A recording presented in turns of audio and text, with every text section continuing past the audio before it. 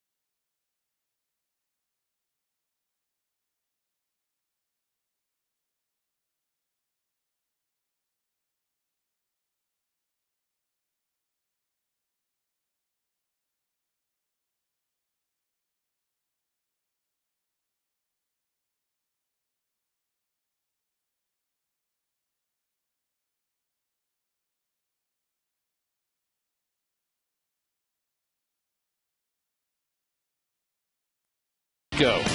By AT NYN, rethink possible. By Frost Brewed Coors Light, the world's most refreshing beer. By freescore.com. Turn a credit score triple play at freescore.com. 3 scores, 1 source. freescore.com. By New York Hospital Queens. And by Toyota, who's famous for making cars just like everybody else, only better. Visit your local Toyota dealer today. Live out your Mets fantasy. Suit up with Mets legends and take to the field at the Mets Fantasy Camp this January in Fort St. Lucie. Get to the phone at 718-565-4376 or visit Mets.com/fantasycamp today. Right before the game today, Kevin Burkhardt got together with Angel Pagan, brought to you by the Xerox Business of Baseball. Xerox, ready for real business. Angel, what is the number one thing you'll take from this season into the offseason? I mean, first of all, the health. I think that was the most important thing that was with me the whole year. I was able to stay healthy the whole year and experience what was to play 150 games, which I never done before, and it feels great. It was something that I'm looking forward to keep doing it for a number of years if I get the opportunity. About that experience, was there anything that you even surprised yourself about once you got to play the whole season? What of it that you showed that maybe even surprised you? Well, I think the hitting.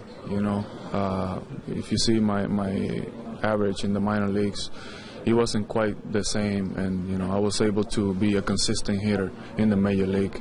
I mean, which I work a lot for, and I think I can keep improving myself, so I can keep helping the team that way. I'm very looking forward after this season to prepare myself and keep helping even more next year. Did you feel that you developed into a leader this year? Because it sure seemed like you did. I hope so. I mean, I just like to keep my teammates positive, keep them in a high intensity level of playing.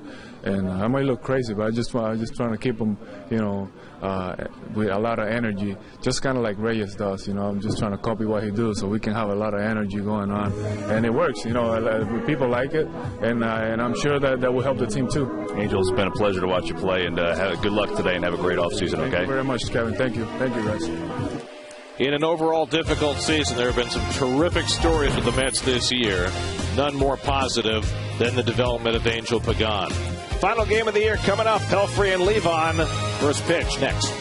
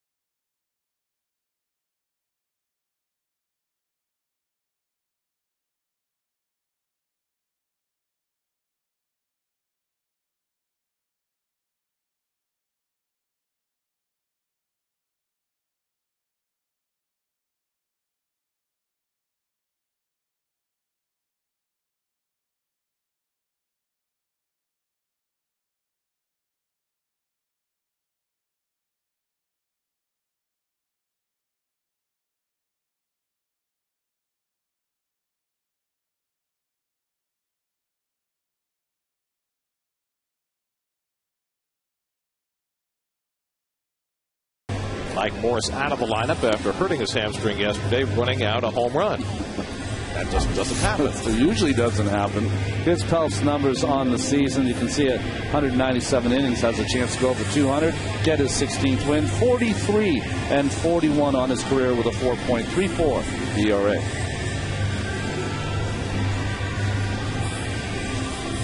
And we'll take a look at the Metsy defense in this final Sunday of the season.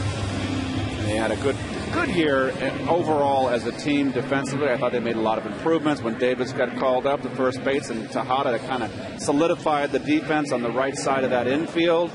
The outfield there, as you see, is a little bit of a jumble. You don't know what's going to be happening next year there. Two guys in the corner outfield positions. You're going to get Bay back and Beltran. Danny Espinosa will lead things off for the Nationals. Espinosa has been struggling in this series, as he has been pretty much since his 2-home run game against the Mets a couple of weeks ago in Washington. And Mike Pelfrey is set for his final start of the year. His first pitch right down the middle for a strike. Pelfrey bidding for his 16th victory of the season today. He's 10-3 here at Citi Field. Over the last 20 years, only 2 other pitchers have had 10 home wins for the Mets. Rick Reed did it in 1998. Mike Hampton did it in 2000. The club record for victories at home, that would be Mr. Darling. 14-1 at Shea in 1985. Really? 14-1. Are you kidding? You know what that means? It's pretty bad on the road. That's all that says. Well, no. Whatever you were doing at home, you should have done on the road. That's right, exactly. Were you getting your rest? I was getting my rest. That team over the mound, and Pelfrey, 6'7", equal to it, 1 out. Here's the inside pitch on Mike Pelfrey, brought to you by the Xerox Business of Baseball. Xerox, ready for real business. Well, Gary just mentioned 10 home wins. That's outstanding in any season. He's on a hot streak. It's been a very streaky season for Pelfrey. Started out great, had a stretch there in July and August, not so great, and pitching well again. And number 16, always a good win. It'll be the first Mets pitcher to get 16 wins since Santana 2 seasons ago. Here's Nyjer Morgan, 0 for 5 in this series, hitting at .254.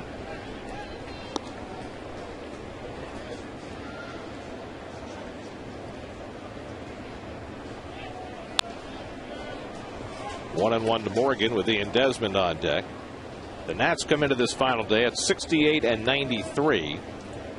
It's been something of a Washington tradition, 90 lost seasons. The Nats have lost 90 or more in 4 of their 6 seasons since moving from Montreal. Morgan lines one to right center, but overcomes Pagan, who's had a Gold Glove caliber season. That's the second out. Here's your Suzuki around the majors. The final day will hold great meaning in the National League. The Phillies beat the Braves for the 2nd straight day. So the Braves and Padres now tied for the wild card lead.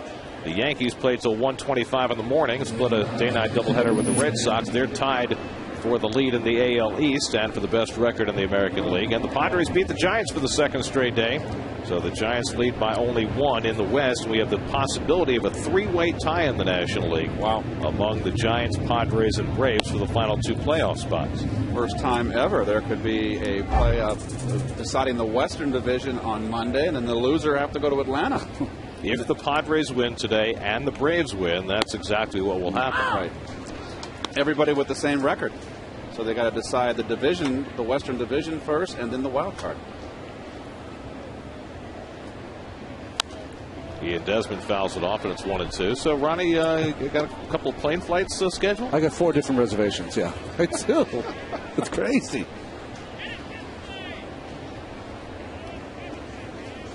Well, baseball's had game 163 each of the last 3 years, right? Yeah, we won't know till, what, around 7 o'clock Eastern time? This year we have the possibility of a 163 and a 164. Oh, that's right. I mean, who would have thought that going into the last weekend? The Padres needed to sweep to have a chance, and they've won the first 2 games. The Braves simply needed to hold serve, but the Phillies, with nothing to play for, nonetheless beating them 2 days in a row. Desmond lines one to center, and again Pagan is there. Side retired. 1-2-3 for Pelfrey in the top of the first. Mets come to bat with no score.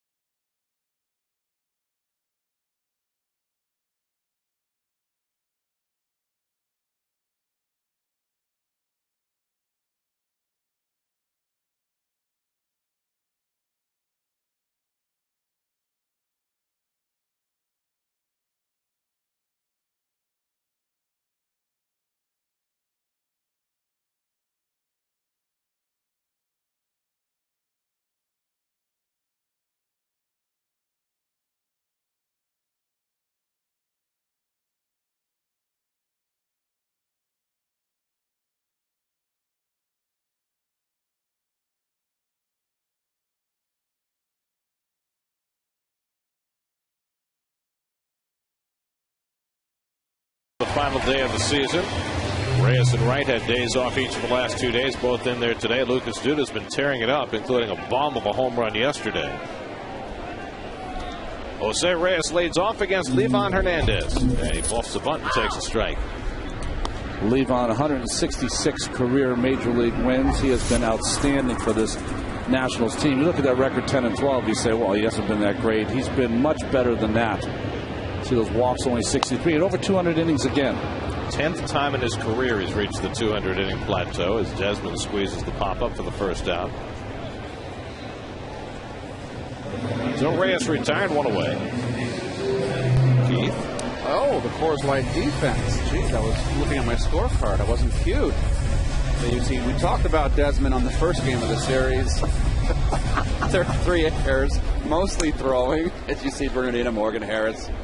Done. Espinosa. Just remember that the season isn't over until tomorrow, Keith. I understand. Watch Livan's reaction to his pop-up. He looked into the sun. He blinded himself. Blinded by the light. Jesus Feliciano, 1 for 7 in this series. Getting a chance to play late in the year with the injury to Carlos Beltran. Good changeup by Livan, and it's 1-2.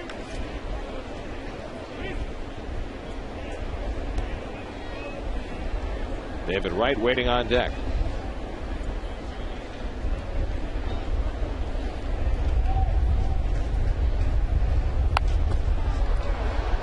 And the third baseman Gonzalez shading his eyes.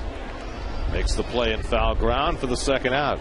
Let's look at the inside pitch on Livan Hernandez, brought to you by the Xerox Business of Baseball. Xerox, ready for real business. One of the things he was talking about, he's been using his fastball a lot more this year than throwing that big curveball. Gutsy competitor. I'll tell you one thing. He loves to last late into the ballgame, loves to pitch a lot of innings. And he's been a nice mentor to Strasburg before he got hurt. He's been great to Zimmerman, all their young pitchers. He's one of those guys that gets people together. He's just been fantastic for the Nationals. David Wright having a fine finish to his season. 6 home runs in his last 11 games. And Keith, is it overstating the case to say that David exorcised a demon yesterday when he hit that home run? I think it's presumptuous to say so. It's certainly, I like the reaction. I like the anger. It's like, enough's enough. And it's not like they've been knocking him down every time, but there was twice he got knocked down in a ball game, and I like the anger. So channel it positively back towards the pitcher, like I said in the open. Get mad at the pitcher. The pitcher's the guy out there getting out. You go over there in the dugout and sulk or whatever you want to do. Get mad at the pitcher. So David's got to know one thing, though, Gary. I know we're going to go into break here. Only if Harris catches it. He will. Of course he does. It's Willie Harris. He's got to be over his, I can't hit home runs in this ballpark. He's a home run today. He's got 30. Yep. Willie Harris with his usual highlight reel play against the Mets. No score.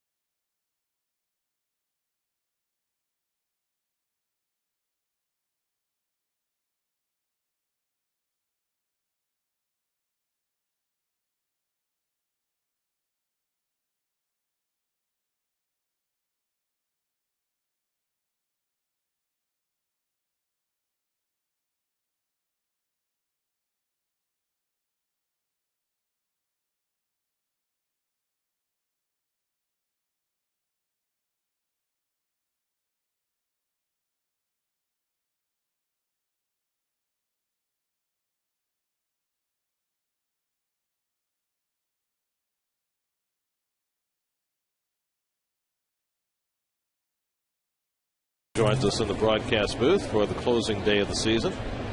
Yeah, we got 4 announcers up here. One of us has to sit outside. It's a good thing it's a nice day. So here we are. Look at Rhonda. I'm overseeing this event. I'm making sure you guys get it right here. Stage manager. I understand exactly. We've needed a foreman. Ralph, how many seasons now? Jeez, another 49 one. seasons with the New York Mets coming to an end. And I was there for all 49. And it really has been, it's been a long time, but it's been really nice and wonderful to have a baseball career as a player and then back it up with broadcasting. As you know, Keith, and as you know, Ron, that's a great way to live. Huh? Yes, absolutely. Feel very fortunate. You know, a lot of things got to fall your way too, Ralph. There's got to be an opening. Timing's everything, and it was there for you. And, you know, the one great thing about when I took over with the Mets, nobody was there before me, or Lindsey Nelson, or Bob Murphy. And Lindsey Nelson said, you know, the great thing about taking on the job with the Mets is that you're not replacing any other broadcaster. Yeah. That's a big difference. Because all those old-time broadcasters had fans that followed them, and they didn't like to see it change. So I'm not going to let them change me. Very good. And they never have. Well, you bring up an interesting subject, Ralph. I mean, at some point, Mr. Scully out in Los Angeles is going to, I don't know, decide not to do any more games, and I would never want to be the guy after Vince Scully. Well, nobody could follow him. There's no question about that. But then one thing about he's going to do one more year. Oh, he is. That's what he said in the paper. And maybe one more after that. One more after that. Well, he could do. Well, he could be like the football player. Adam Dunn strikes out. I mean, think about it. Next year you'll be with the same franchise for 50 years. In the same city. Nobody's done that. Scully, 61 years with one team, although they moved. One team, but they didn't move. Yes. Incredible. Here's Bernardina with one out.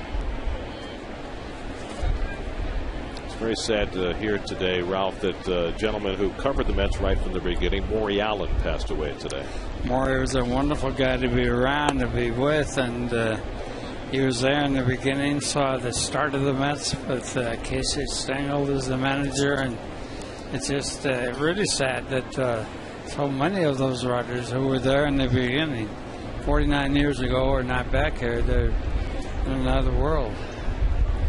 I don't know the official count, but I have to believe that Maury Allen wrote more books about the New York Mets than anybody in history. Maybe more words total. Well, when I first came to this city, there were Jack Langs and Maury Allens, and got to see a lot of the old guard. Dick Young, before they stopped writing as much or being as prolific. Oh, don't forget the really great writer Red Smith was covering the Mets in those days, and there were so many. Barney Kaminko, and you go on and on and on. Group meeting, and Tejada takes charge for the second out. So Bernardina's retired, and Pelfrey has set down the first 5 as Pudge Rodriguez comes to the plate.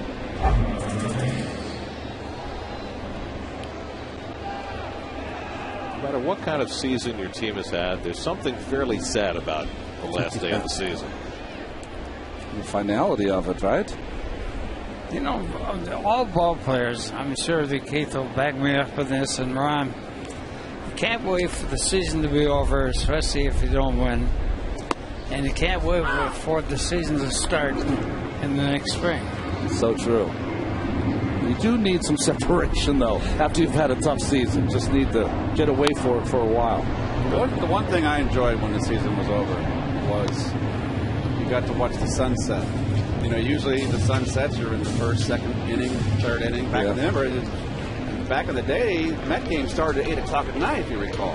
In the early days of the Mets, they did that and didn't play on Sunday except after 2. Yep. And I always enjoyed just sitting on the balcony of my apartment in New York, my condo in New York, and just being at 5 o'clock, everybody's getting off work, and not having to be taking BP. That's right. You know what? I can relax. You should have played in Alaska. The sun never sets in Alaska. Well, it's different than any other sport because it's every day from the middle of February when guys report to spring training until the first week in October. 7.5 months every day, day after day. Davis snags the ground ball. Pelfrey has retired the first 6. Middle of the second. Mets and Nats, no score.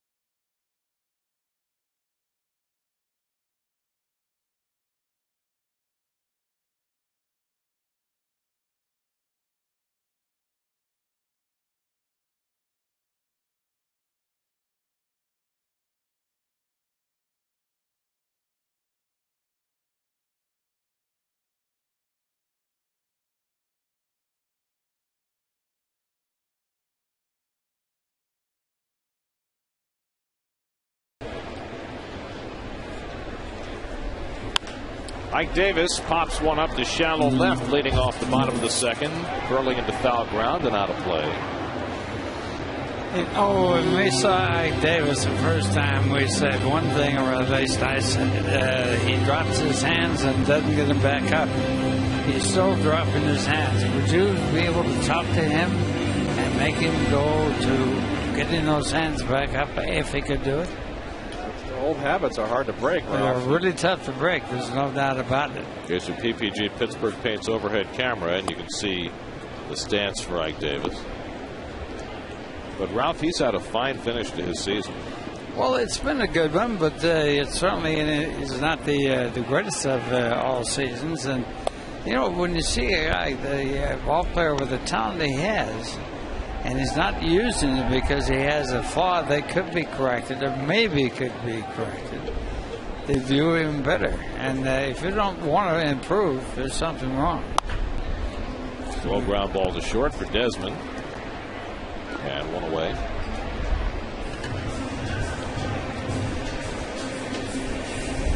Visit the official online shop of the Mets at Mets.com. Browse the largest online selection of authentic team gear, including official caps, t-shirts, jerseys, collectibles, and more. Get your team gear straight from the source. Shop the Mets.com shop.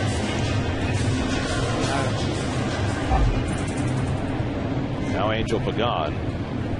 Angel at 291 for the year, finishing off a healthy full season for the first time. 573 at bats, and you know, along with R.A. Dickey, these have been the front and center players for the Mets this year. You know, that was a nice interview that Kevin had before the game with Angel, and one thing that rings true in today's game, where everyone wants to make sure the spotlight is on them. Very humble young man, Angel Pagan, even with his great success this summer. He has really good drive. He wants to get better all the time. Espinosa throws him out for the second out.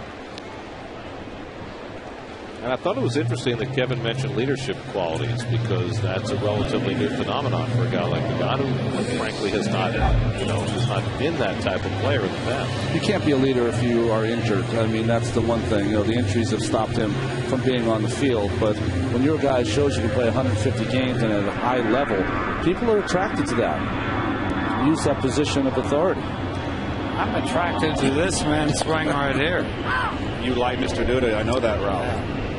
I do too. Now it's very much like Davis, except he didn't drop his hands. It went out of sight yesterday. So Levon stays soft away to him, and it's 0-2. I mean, the key, right, Ralph, when you were hitting, I've watched your swing, is to get the barrel of the head to the ball, and he does that pretty well. But the barrel of the bat has to be out in front of the plate when you contact the ball to hit the ball hard. And he hits this one hard to deep right. Harris going back into the Mo zone to make the catch. The configuration of the ballpark robbing Duda of a potential home run. So Levon Hernandez has set down the first 6. No score after 2.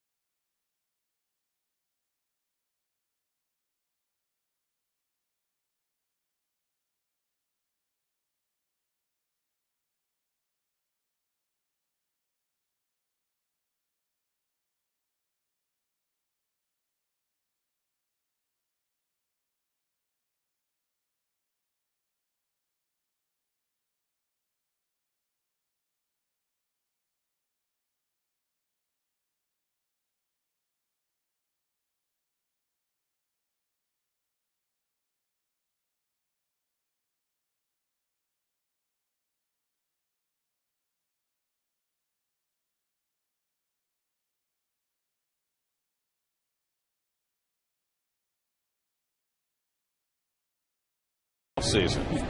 Not working, gardening, long naps, or yoga. Well, you can scratch D. So we're down to 3. Text 57508 or visit sny.tv to express your opinion. I'd like to know what long naps is opposed to short naps. Is there a time limit? Well, I think anything under an hour is a short nap. Okay. Anything over an hour is a long nap. And where do you get from nap to sleep? That's right. What's the time limit on it? How about snooze? Snooze ought to be in there. Snooze is good. Nodding off.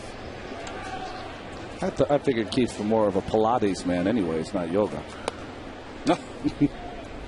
Willie Harris leading off in the 3rd. Mike Pelfrey gets through this inning, which you have to figure he will. He will get to 200 innings for this season. Second time in his career. Got to 202 thirds in 2008. And you have to figure 200 innings, maybe even 225 innings, should be an every year goal for Mike Pelfrey. Harris lifts one to right. And Feliciano over into foul ground to grab it. One away.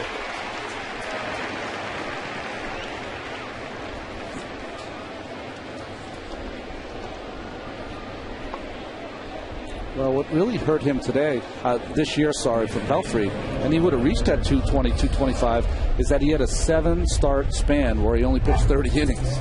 That was what killed his season as far as the innings are concerned. There's Alberto Gonzalez filling in for the injured Ryan Zimmerman. 0 for 7 in this series. And Feliciano chasing this one toward the gap. Can't get to it. First hit of the game belongs to Alberto Gonzalez. A one-out double.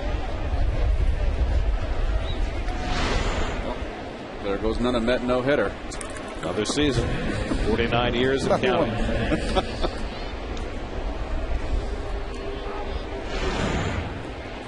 The Mets have had some combined no-hitters with more than one pitcher, but never a no-hit, no-run game. And Tom Seaver, who has one no-hitter, but that was with the bulk of the Cincinnati Reds, had 5 one-hitters. Livan Hernandez just misses an extra base hit. Well, the Mets have had plenty of pitchers who've pitched no-hitters, just not for them. That's right. Well, he talked about Seaver when he was with Cincinnati. That was against Keith's Cardinals when he pitched his no-no. Yes, and we laugh about it because Tom had nothing that day. Had no fastball and just threw a bunch of breaking stuff and off-speed pitches and just was an artist out there. Then there was Mike Scott, who pitched a no-hitter for the Houston Astros after his Mets tenure. Yeah, but pitched it to win the division. That's right. That shouldn't count. Will Clark with the last out. He scraped the ball all the time. That's why it shouldn't count. It was he was the original of the. Well, he wasn't the original, but he was one of many who scraped the ball.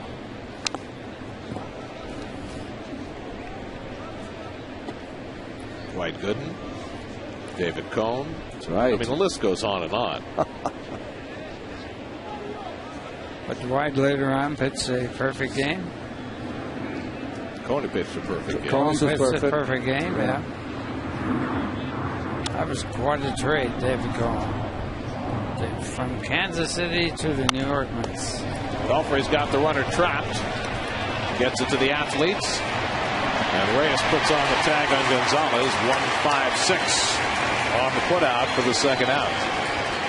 Well, they took too much time to make the putout, but at the same time, the race was won by Jose Reyes. Exactly. David could have probably cut a little bit of the gap down, but with Reyes, going to run anybody down. Well, Forget it. Third baseman in this case should have been right close to the runner, as close as he could get to shorten up the time.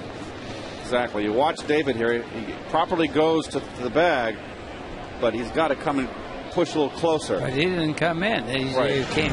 The initial reaction back, should be to the bag, but once the guy's in nowhere's land, you want to cut the distance down, shorten up that distance between the runner.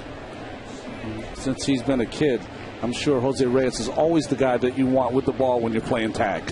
Right. Can outrun just about anybody. Of course, there was no danger of the hitter going to second base on that play. Was Livan Hernandez running. He barely got the first, Livan. Livan does everything well. He just does it slowly. On his time. It's a family thing. Danny Espinosa hit a comebacker his first time up. Don't take close pitches today. That's right. These young athletes today, they have no idea. They probably don't even know who Frank Pulley is. Right. Well, Doug Harvey won the Hall of Fame this year as one of the great umpires. Would tell you on the last day of the season, I'm calling everything a strike. And so everybody hit the first ball, and it was a fast game, and you left your engine running in your car, so you get a quick way out home. I don't think most people didn't complain about it. Sometimes it made you a better hitter to go out and swing at the pitch that was out of the strike zone.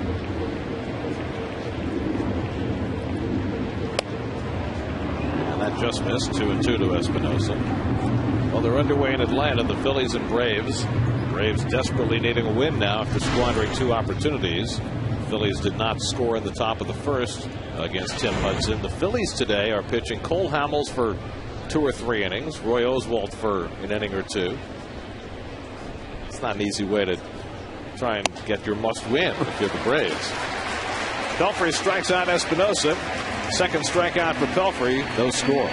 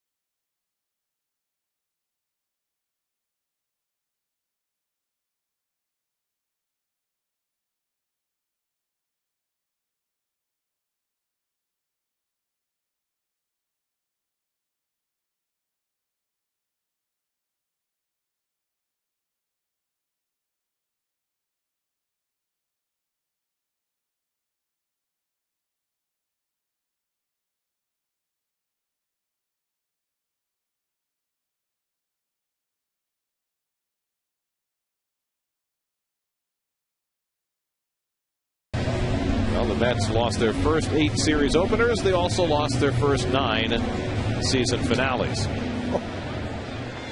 We know their first 9 losses, they were 10.5 games behind. Pittsburgh won one more game and didn't lose any. Here's the way I look at it. The way I look at it is the Mets won a World Series before they won a season opener. Well, that's a nice way to put it. Yeah. Well, they lost 9 the first year. The second year they lost 8. The third year they lost 7. The fourth year they lost 6. Great improvement. Yeah, we're improving every year. Yeah. One day they got rained out, and we had a victory celebration. It's the best game they played all year. Is that what you're saying? Yeah. Tolley rolls one toward the middle. Espinosa on the backhand. The tough throw, and he got him. Nice play by Danny Espinosa for the first out. Nice backhand, nice throw. And the hard part of that play is the throw. You're going away from the base, and you have to throw back over your shoulder to make the ball go to the first base side. Here's Ruben Tejada. Well, not the 62 Mets, but the 63 Mets could be equaled in the record books today. In 1963, the Mets went 17-64 on the road. Pittsburgh comes into the day today 17-63. Tejada's hit by the pitch, and the Mets have their first base run. So if the Pirates lose in Florida, they will match the 63 Mets for the worst ever road record in a 162-game season. One thing about the Tigers one time had a chance to lose 120 games. The Mets lost 120 the first year. And they had 119 losses but won the last day of the season. They won the last 3 or 4 in a row, didn't they? Mm-hmm. So 1-out base runner, Mike Pelfrey up there to bunt.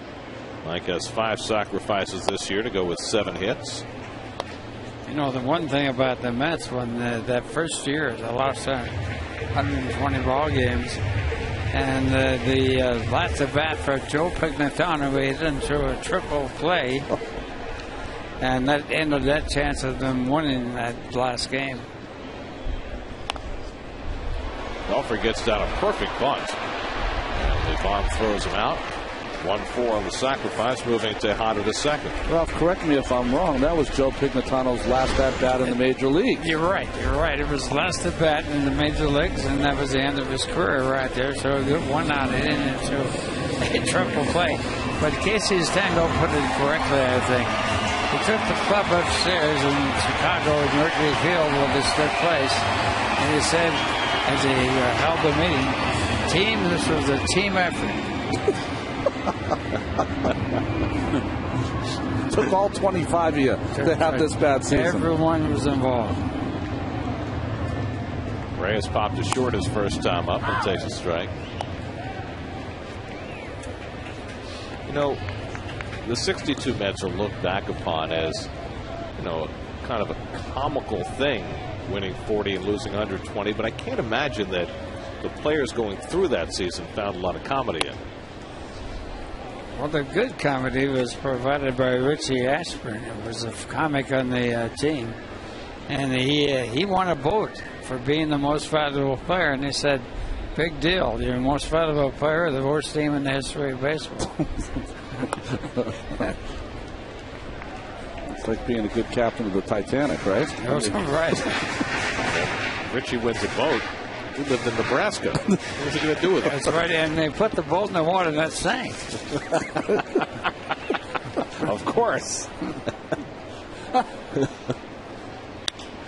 Reyes hits one out to left, and Bernardina's there. And that retires the side. So both teams scoreless through 3. Let's go to Matt Cerrone from MetsBlog.com at the Verizon studio for a quick update on what the fans are thinking.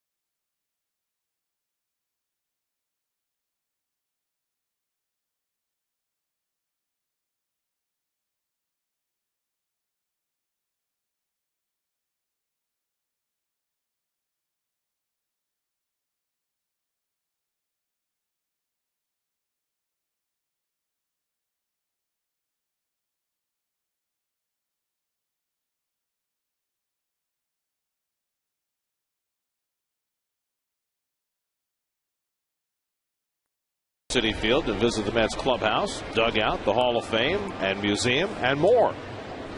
Did they get to visit up here? Call 718-507-TIXX or log on to Mets.com to reserve your tour today. Where are you going to put him? Nigel Morgan takes a strike as we start the 4th inning.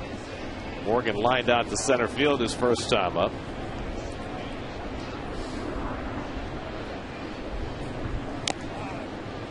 Foul ball off Tolley. Tolley's been taking his shots lately. He was showing me the 2 spots on his thumb that he got hit the last few days. The spike wound on his foot where he got nailed the other night. He said, I've never had this many things happen to me in a short period of time. He said it's a good thing the season's ending. And that just misses 1 and 2. That's part of life as a catcher. He was converted to catching, too. On top of that, he volunteered. Good. Steve Summers is here. And how you be? And Bob Husler from WFAN, better known as Mr. Met. That's right. I think Steve is concocting his ad-libs as he sits here. Absolutely. Entertained us all summer long. Makes the drive home very interesting. Manageable. Swing and a miss, and Pelfrey has his 3rd strikeout of the day as he gets Nigel Morgan 1 away.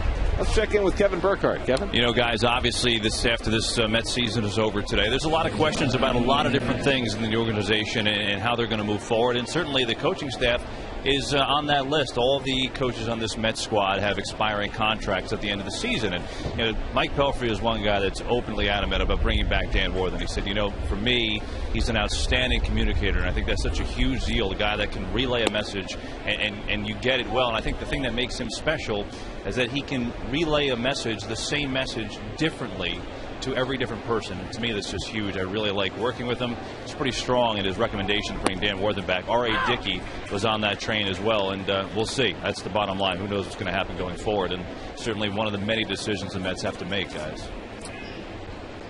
Well, certainly the Mets pitching staff has taken great strides forward this year from where they were last year. Well, Dan, and I think you have to include Randy Neiman in that also, have done an outstanding job this year, cutting down the walks, the 20 shutouts. Strike 3 called, and Desmond knew it with Nemo. 3 straight strikeouts now for Pelfrey.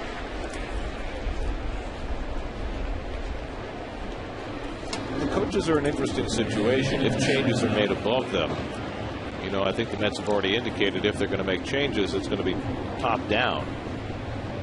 If there's a new manager, shouldn't he be the one to make the decision on coaches? In most cases, it usually is the manager, but more and more they've gotten away from that. Managers used to get their buddies in as coaches. Now that's more on performance and the background. I also think there's sometimes there's people that are elevated within the organization that have done a nice job, whether it's at AA or AAA. Those things happen also. Isn't that like the Peter principle, though? Adam Dunn hits one out to left field. I agree, Ralph. Lucas Duda patrolling, and Mike Pelfrey continues to roll. 1 base runner over the first 4 innings. Scoreless game on closing day at Citi Field.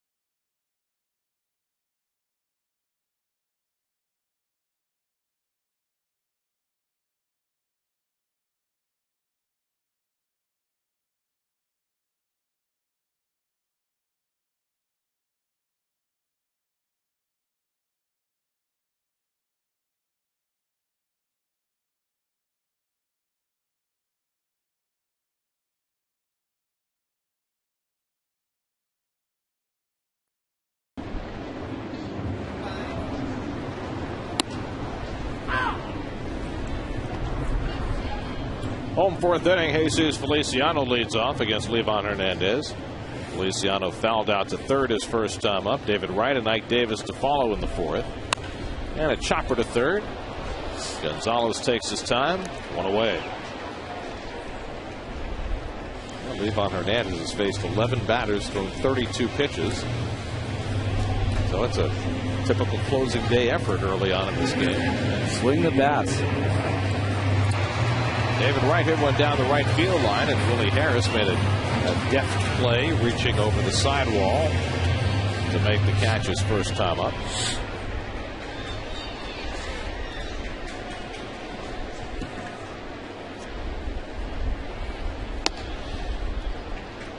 Let's check in with Kevin.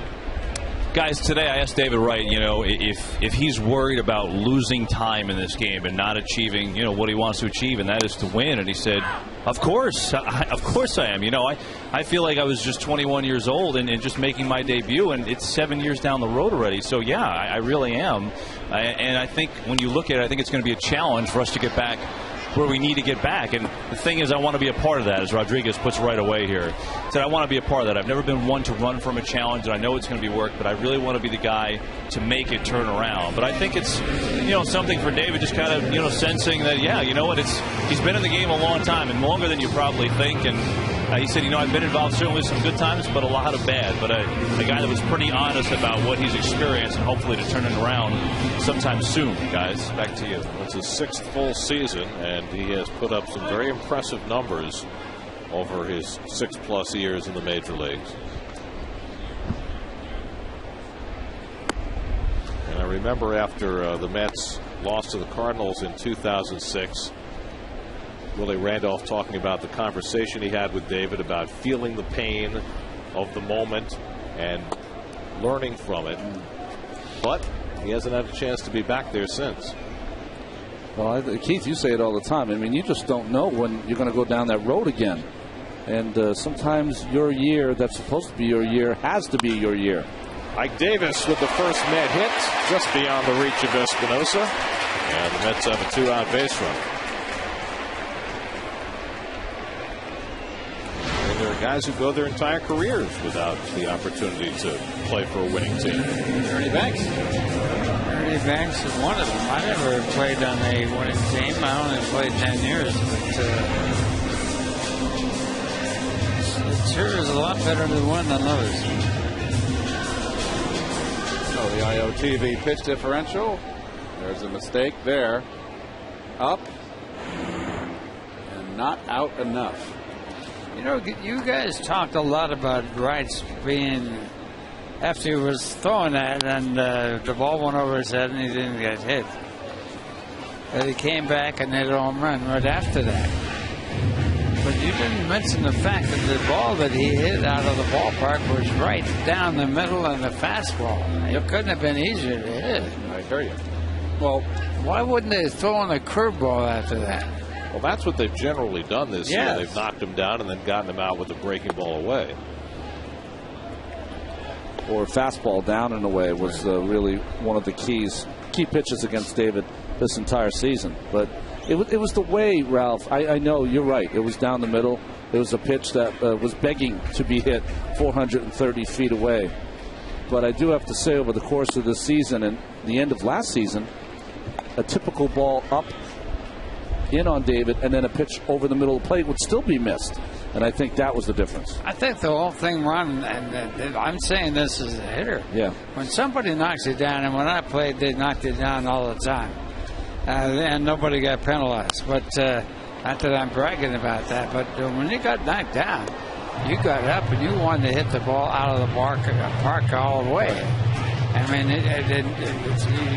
what they used to say, when guys are good hitters and you knock him down, don't wake him up. Let him sleep. Don't knock him down, because when he gets up and he's mad, he's going to hit that ball outside. Concentration level goes up, doesn't it? Yes, it does. Davis takes off. Levon calmly tosses to his shortstop. And Davis is out to end the inning. A little premature running from Ike Davis results in the third out. 4 scoreless innings.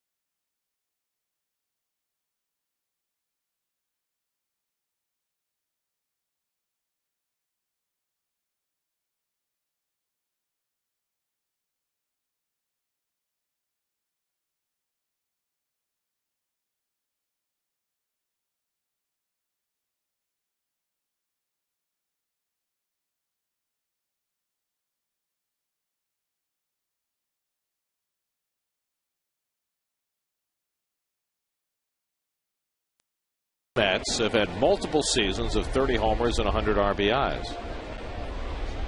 6 Mets who've done it twice, 30 and 100. Roger Bernardino leads off the 5th inning in a scoreless game. Mike Pelfrey's allowed just 1 base runner, a double by Alberto Gonzalez in the 3rd inning. You know, the amazing thing about the Mets, they really have never had a real good home run hitter, with the possible exception of Piazza. Strawberry would be in there, but again, I'm talking about numbers like 50 home runs and what you're talking where they were. That's commonplace with a home run hitter. I mean, the season record for the Mets is 41. Todd Hundley did that, and Carlos Beltran tied it. Yes, Delgado was a home run hitter, but he was on the backside of his career by the time he got here. Kingman was good enough, but his contact wasn't that great. He had a lower batting average. They've never had an Adam Dunn type. Well, Dunn is amazing. He hit 40 home runs 4 different years, right on the nose. Or say Jose Bautista. 52, 54 home runs is hit. The biggest change from a year before, or those lowest home runs to his highest.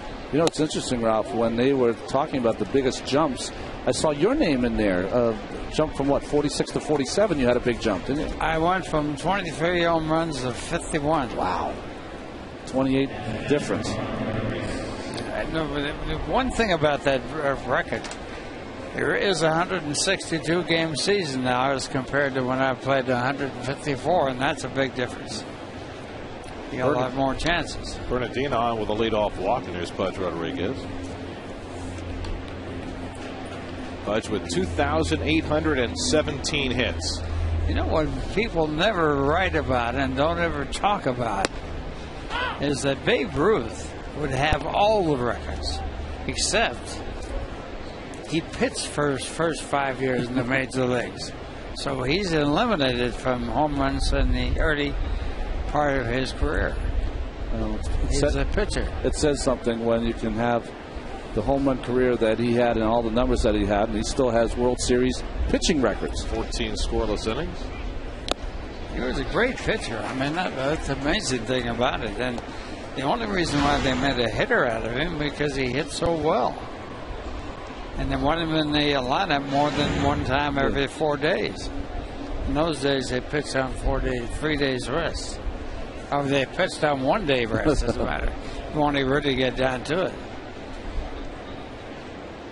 He might have been great as a pitcher, but as a hitter, he revolutionized the game. And he changed the whole game around. He put people in the ballpark, and that was the answer right there. People love home runs. Sometimes just like they love knockouts. Sometimes they love them too much. And that's where we got into problems the last 20 years. Yeah, the steroids made a big, big difference. I still believe they should have a asterisk in the record book where the steroid era. I mean, you got to. It's not fair to the players that play when they didn't use steroids.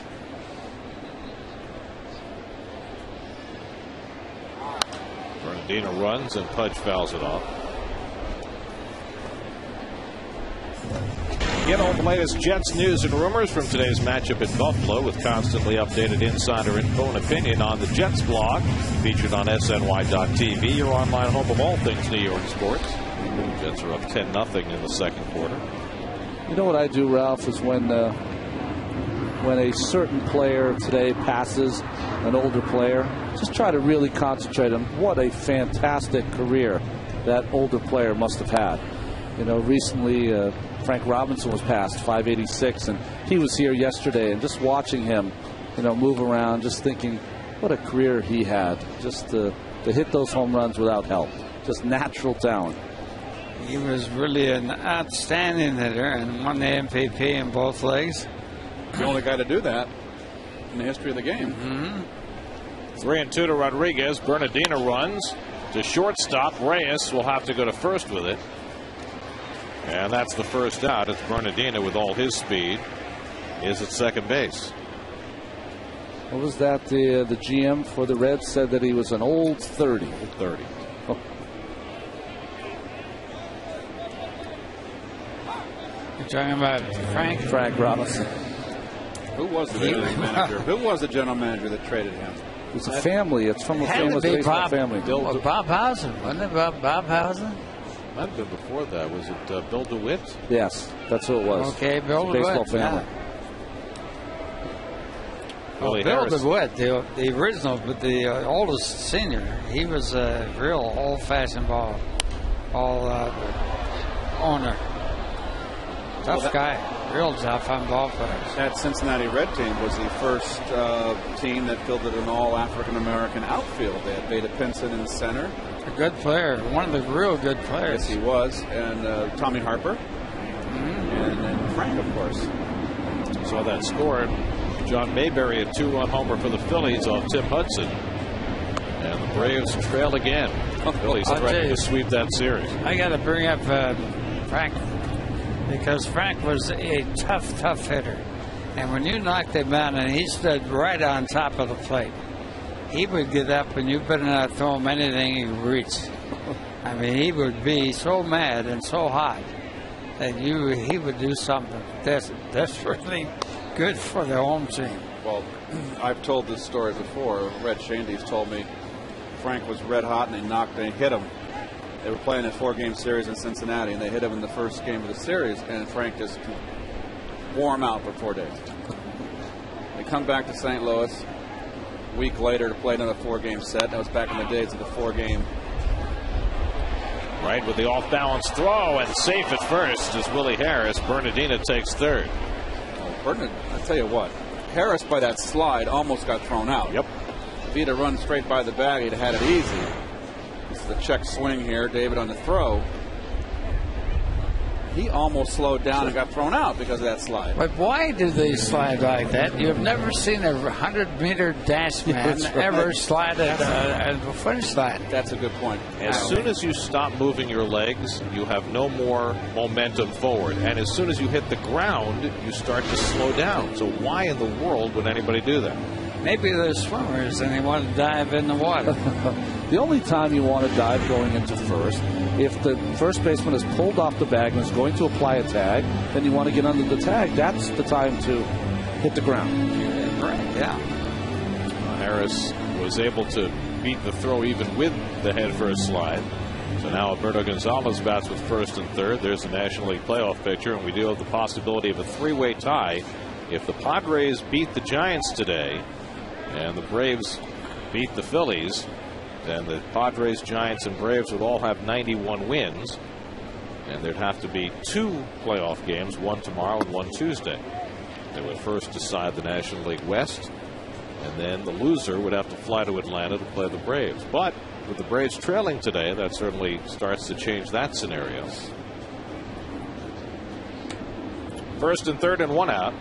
Gonzalez doubled to right center his first time up. And Pelfrey keeps the ball away from him, 2-0. You know, 2 teams are involved in a chance of that playoff. And 2 teams involved were never even considered to be challengers for a playoff. San Diego and Atlanta. Nobody picked either one of those teams to be involved. I don't think anybody picked the Giants. For that matter, they didn't have any offense early. Well, they had pitching. That's the thing about that. But their hitting wasn't that good anyway. Have you seen the young catcher Posey? Well, they got him. No, I haven't seen him play. What a nice swing he's got. He's got a great swing. He could be the rookie of the year. I think Haywood will probably get it, but he certainly has put up some numbers. Pelfrey working his way back to 2-2. Got the pitcher on deck, but a pretty good hitting pitcher in Livan Hernandez. You got to be thinking ground ball here. 2-2, and Gonzalez fouls off the sinker. And the hitter's thinking home run, and you're saying ground ball. That's a pitcher talking. That's right. Well, something's got to give. You want a double play here. I know that.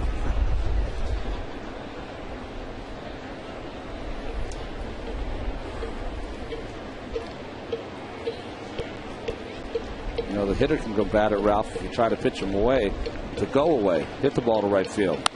And he does, and that'll plate the first run of the game. Bernardina comes in to score. Alberto Gonzalez with an RBI single, 1-0 Washington. Well, I think that Pelfrey thought when he threw that fastball inside, Ron, he tied him up so much that he could go away with the slider. He got it up, but this kid stayed in.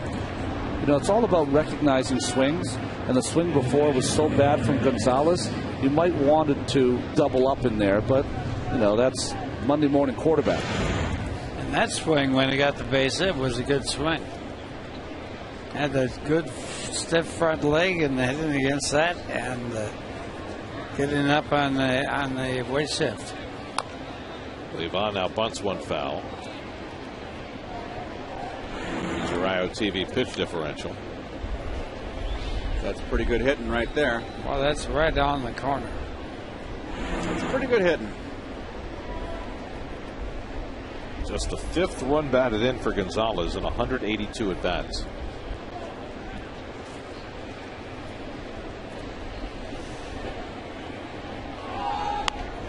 Bunt to Dyke, has a play at third. They get the out there and at first.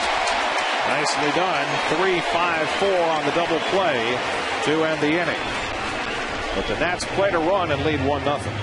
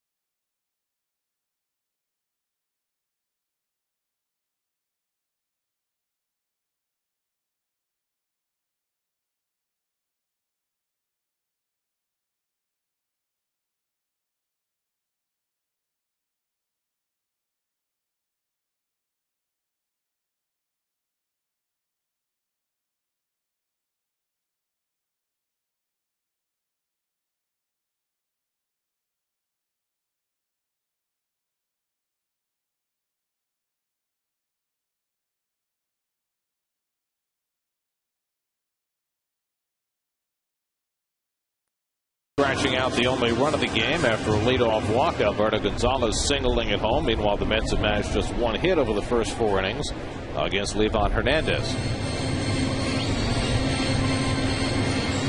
One hit belonged to Ike Davis, and he took off too early and was caught stealing to end the 4th. Angel Pagan, who was at the plate at the time, gets a fresh plate appearance. Ike made a nice play in that bunt, Garrett, charging hard on the first, second bunt. I like it. And that's initiated the double play to end that inning.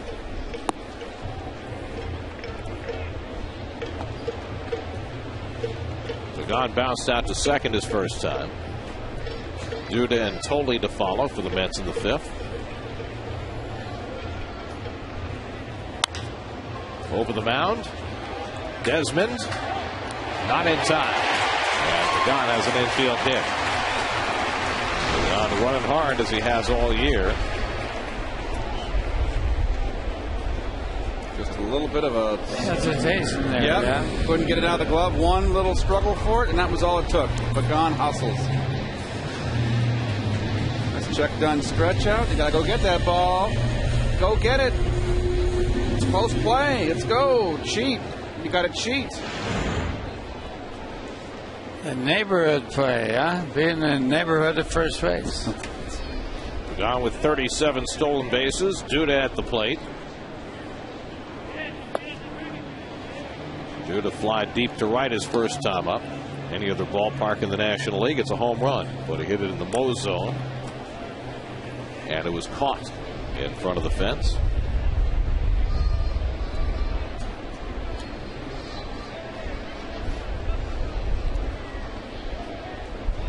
But that same ball in Philadelphia might have been in the second deck.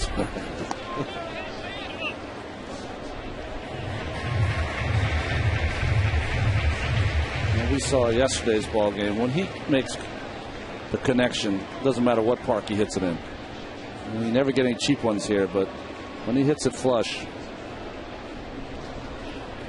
Well, the people walking on the Shea Bridge need to pay attention.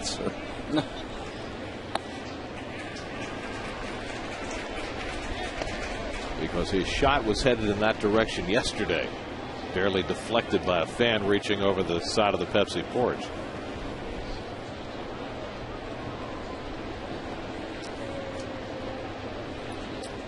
Livan behind him, 3-0. And Lucas takes a strike.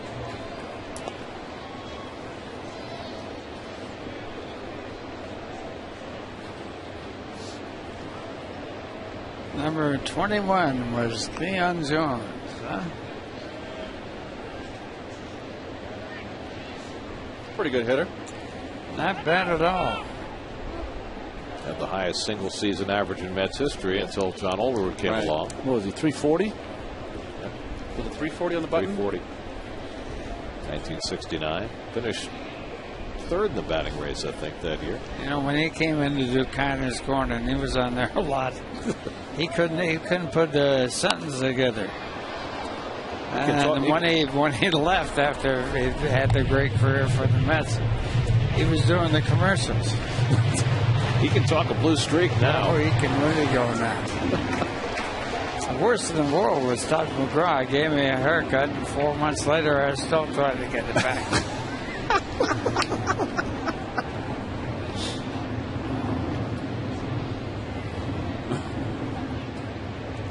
He cut hair in the Marine Corps. I don't know. No wonder we won the war. Pagan runs, and Duda hits it out to center. Pagan's got to get back. Or does it fall? It does. Morgan played it poorly and now makes a throw to third, and Pagan arrives safely. Looks like the ball that Morgan should have caught, but he pulled up short. I've seen Morgan a lot misjudge balls in front of him in center field. He hasn't got a strong arm. That is not a good throw.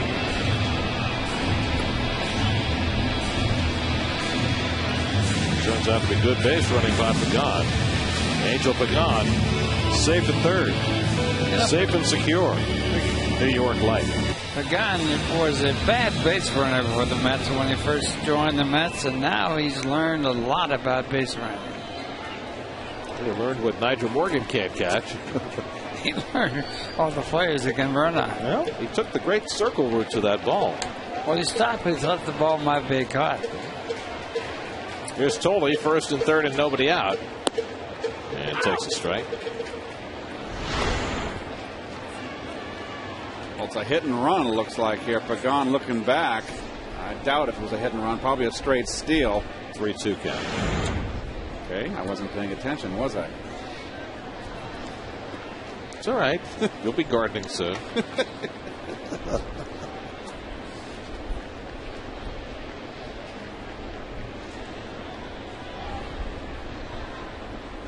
And Tolley takes it low, 1-1. Let's check in with Kevin. Josh's offseason plans are going to be including hiring a trainer, guys. You know, he's moving to Arizona, just got a place out there. He's going to hire a trainer. I think one of the important things that he felt he did last year was working with Bob Nadel, the Mets catching instructor. He went down to his place in Texas, spent 2 weeks with him, and really worked, obviously, all defensive side of the plate. Said he wants to work with Nadel at least once a month, whether that's going out to Texas or having Nadel flown in to Arizona. He felt it was that beneficial.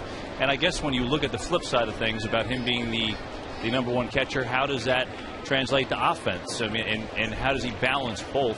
Ralph, I'm curious what you think of Josh and what you think he could be as an offensive player. Double play grinder. The Mets turn it, but Pagan comes in to score, and the Mets tie the game at 1.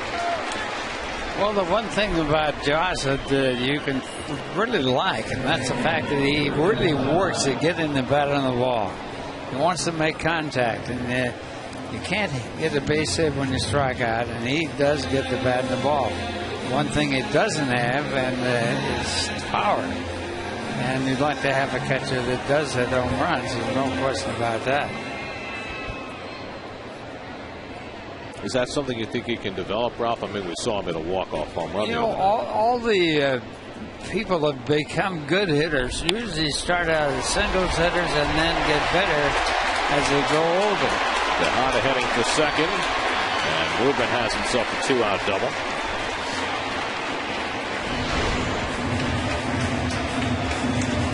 Well, he loves that ball up and inner half, Ralph.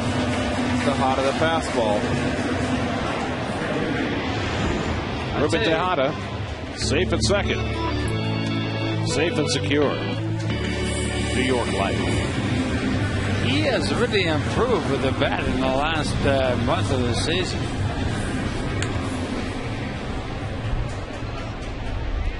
Now Pelfrey with the go-ahead run at second and 2 out. Might sacrifice his first trip.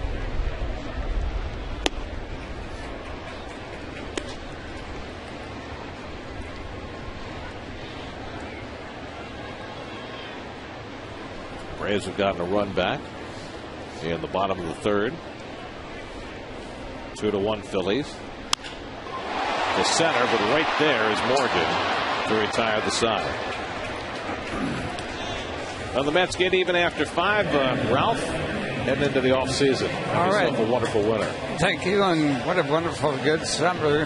Thank you for everything. Ralph, I'll see you in Florida. All right, see you in Florida. All right, Awesome, thank you. Ralph. Number 50 next year. All right, okay, good. There you go. Mets tie up the game. We head for the 6th. 1-1.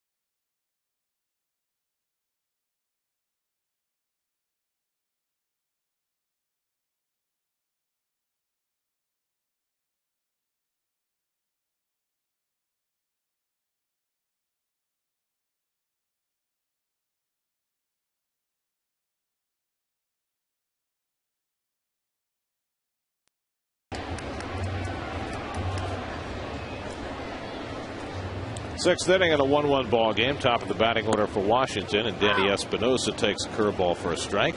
Espinosa with a comebacker and a strikeout, 0 for 2. Nigel Morgan and Ian Desmond to follow against Mike Pelfrey. And it's popped foul. And out of play. Wind is blowing a little different than it usually is here at City. Looks like it's coming in a little bit from right, maybe right to left. From the northeast. Yeah. First time we've seen that since April. But you know that colder weather is on its way. Fireplace. Get fire in that fireplace. Make sure you open the damper. That's right. That happened to me once, believe it or not. It's awful. The lights out. I didn't know. There was no smoke detectors back then. That's how far back I went. To air out that house. Let me tell you, it was a disaster, right? Felt like an idiot. Pelfrey not tall enough for that one. Reyes can't make the play, and Espinosa's aboard. So Espinosa has the 4th Washington hit. Time for a New York State Smokers Quit Line game break. Let's check in with Chris Carlin.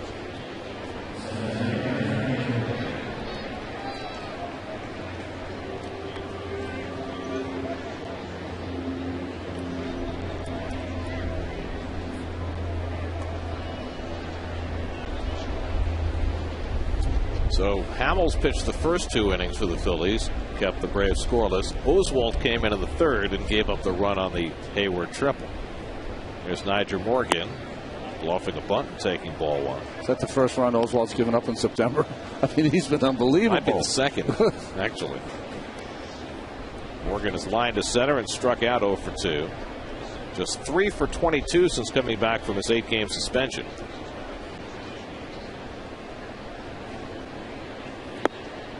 And Pelfrey falls behind him 2-0.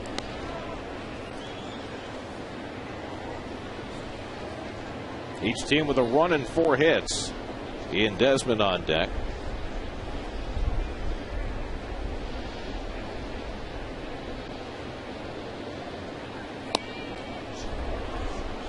And now it's 3-0. It's interesting. Morgan turns around the bunt. He almost steps on the plate. Almost covers and clouds the eyesight of Tolley. I mean, that foot is out of the box. If you make contact when you're out of the box, you're out.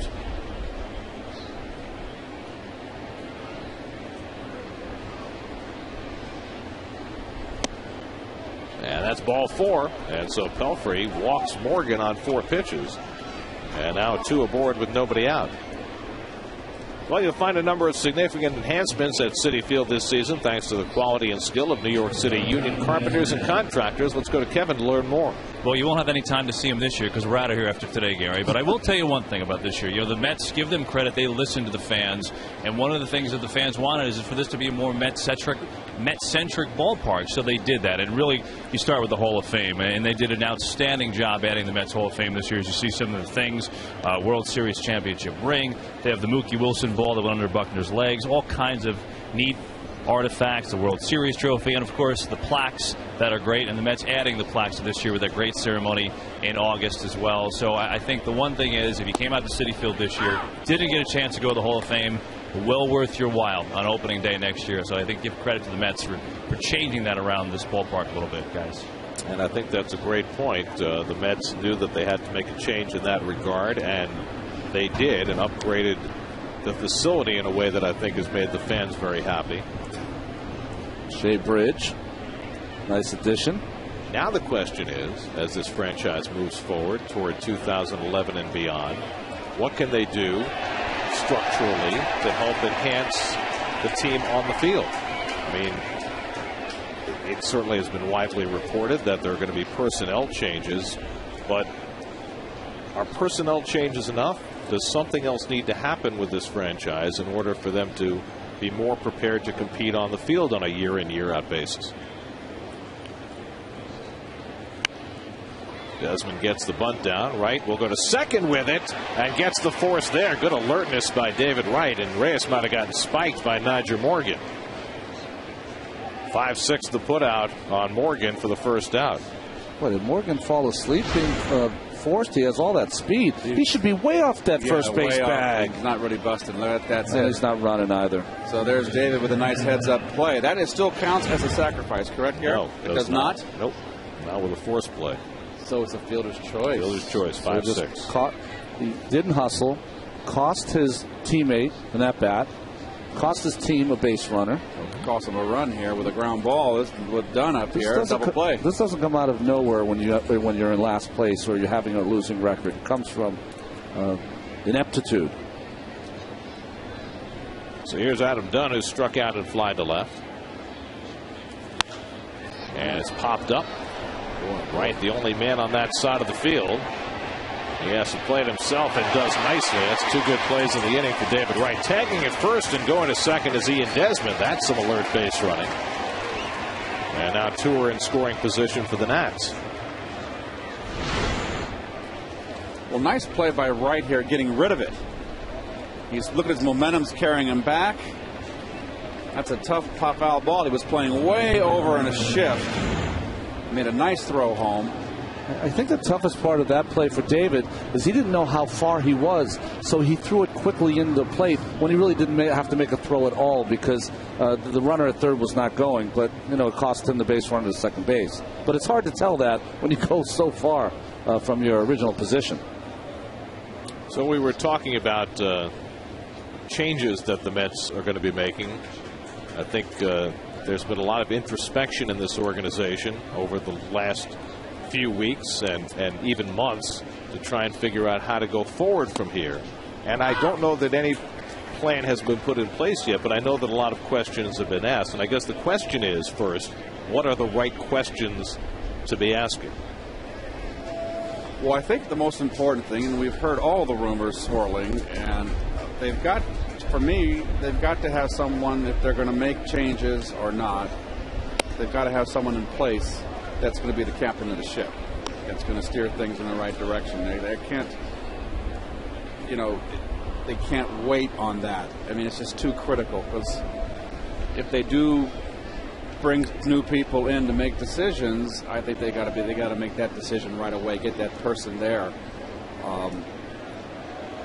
Do they need a new philosophy? I tend to think maybe so. Someone with a fresh look. A fresh idea. I don't know. We'll talk much more about that when we come back from break. Good job by Pelfrey and by David Wright to get out of that sixth inning unscathed. 1-1.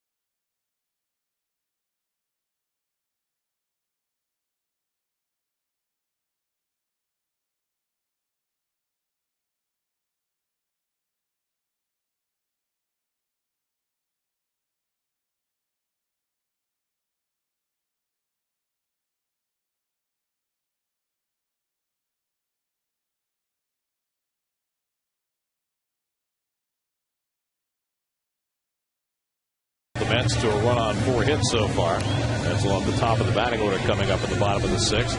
Well, right before we went to break, we began the conversation about this franchise moving forward into its 50th season next year. It's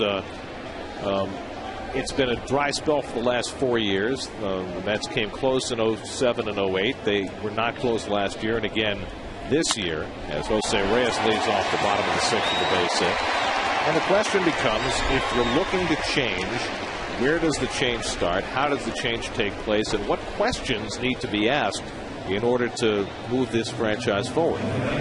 Well, I'll tell you, I mean, you ask a lot of questions, Gary. That is a top to bottom kind of upheaval you're talking about. I think that, you know, whatever they decide to do, I think that if people stay, people go, whatever happens, I think there needs to be, in my opinion, I think a little older soul, a little older person that is around, so at least you can use some of their expertise. And I'm talking about you know, guys that I know from my own playing days, Sandy Alderson, people like that can be around the organization and give some wisdom of being around for many, many years. I think that you know, that's a guy that could just be in a role of where you could go to him when you need to ask those tough questions, and someone whose opinion that I've always agreed upon. I just think an older soul would be nice. I think that's important moving forward.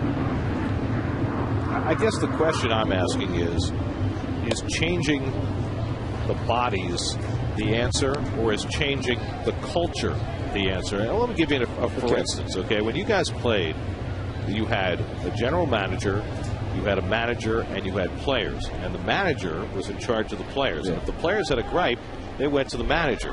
That hasn't always been the case in this organization. Now, does that necessarily need to change? That the players need to know that the manager is in charge and that they can't go over his head? Is that an important thing to change?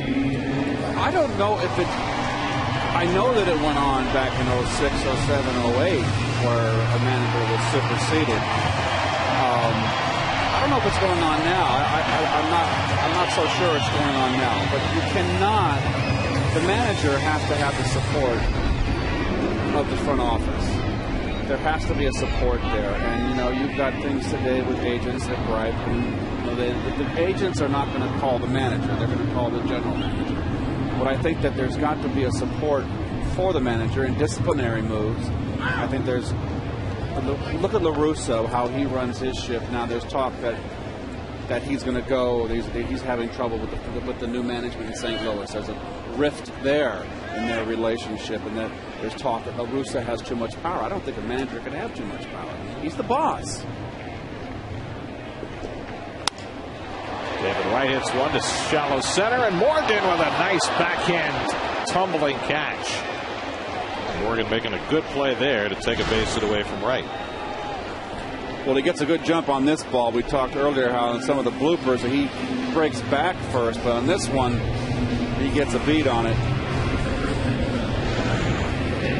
Well, I think that you know, general manager is in charge of getting the players to the manager. After that, the manager has to have 100% control. If he's not able to tell these guys when you're playing, when you're sitting, if you don't catch the baseball, you're going to sit on the bench. If he doesn't have that kind of control, then you're in trouble. Young players, I don't care if they're making $20 million a year. Young players want to be led. They want to be shown the way, the path to excellence. They want to be showed the way how to play the game. This is no different than 30 years ago, 50 years ago.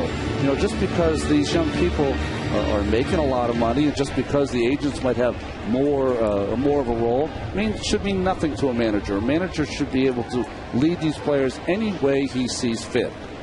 And that's not always the case, I think. It's not only here, it's many other places.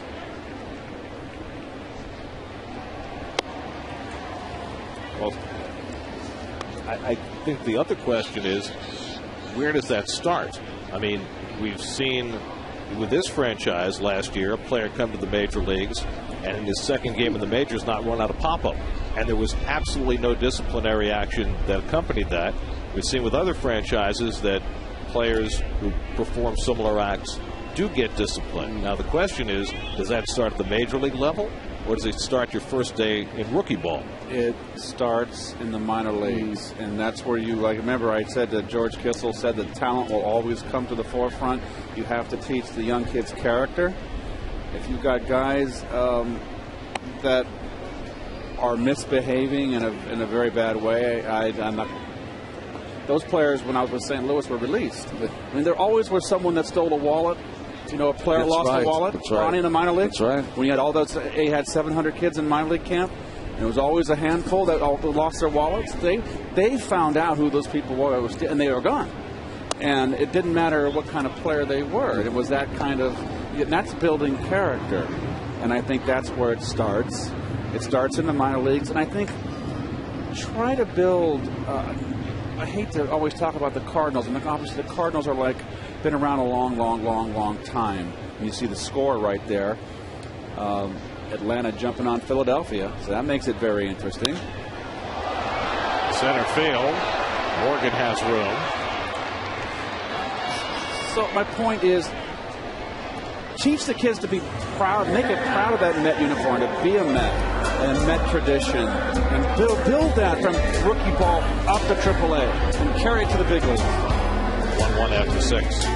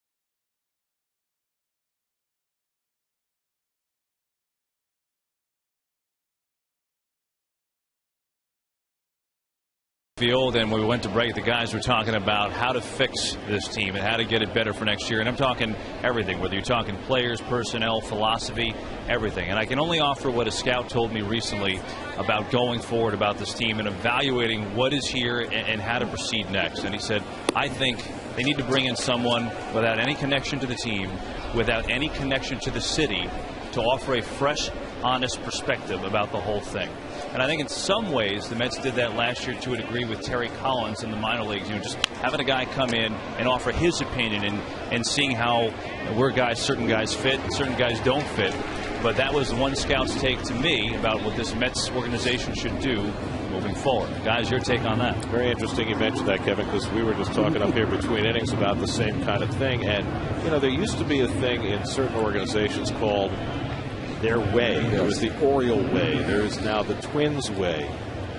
Do the Mets need to establish a way through the minor leagues? Well, remember Kansas City, before they had all those great teams, they had that Kansas City Academy where the players, all their players would have to go through, just like you're graduating from high school and have to be able to cover.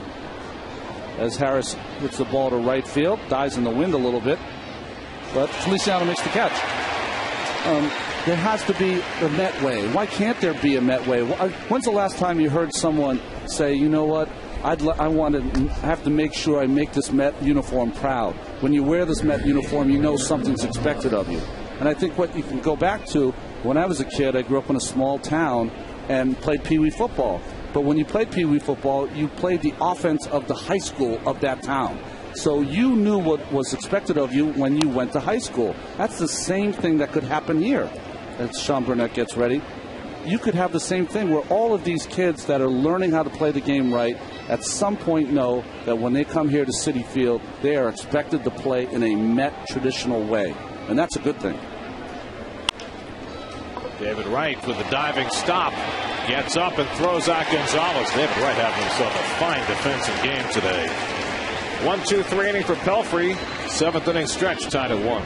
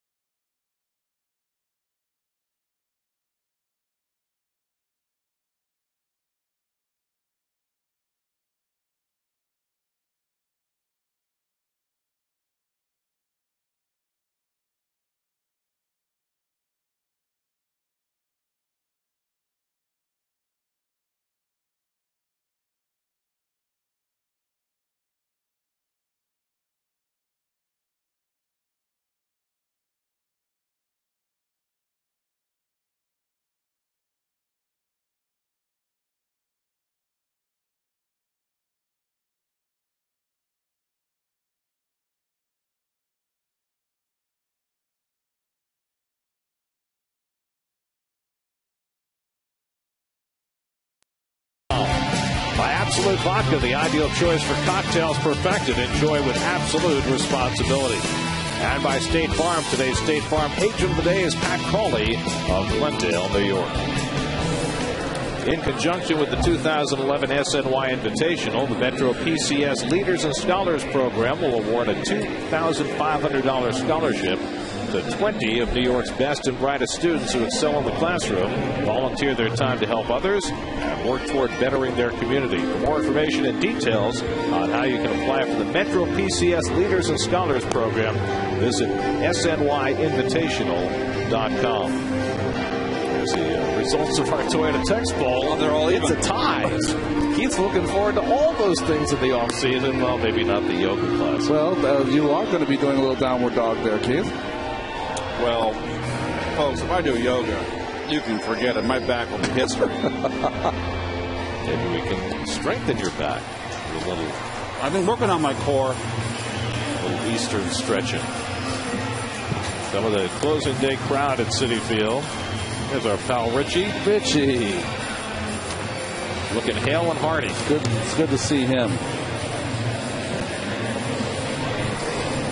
While we have a moment, there's so many people who help us with these broadcasts throughout the year. Just want to thank a few special people, especially in the Mets Media Relations Department. Jay Horwitz and his crew, Shannon Ford, Ethan Wilson, Billy Harner, Nicole Cheyette. They have done such a fantastic job this year of supplying us with information and just being there whenever we've needed them. And really, they've upgraded their operation this year to such a great extent. We are so proud of them and pleased with the work they've done this year. Tough to do our job without him, I'll tell you that. And two others, David Newman and Lorraine Hamilton. Yes. Who have been priceless in helping us with our broadcasts and our day-to-day existence here during the 2010 season. So thank you very much. The PR crew got us our. Ethan emailed us the starting lineups and Met notes during the day. It was so helpful to get us prepared for each and every game. Angel Pagan leads off the home seventh. Pagan scored the only Met run after an infield hit in the fifth.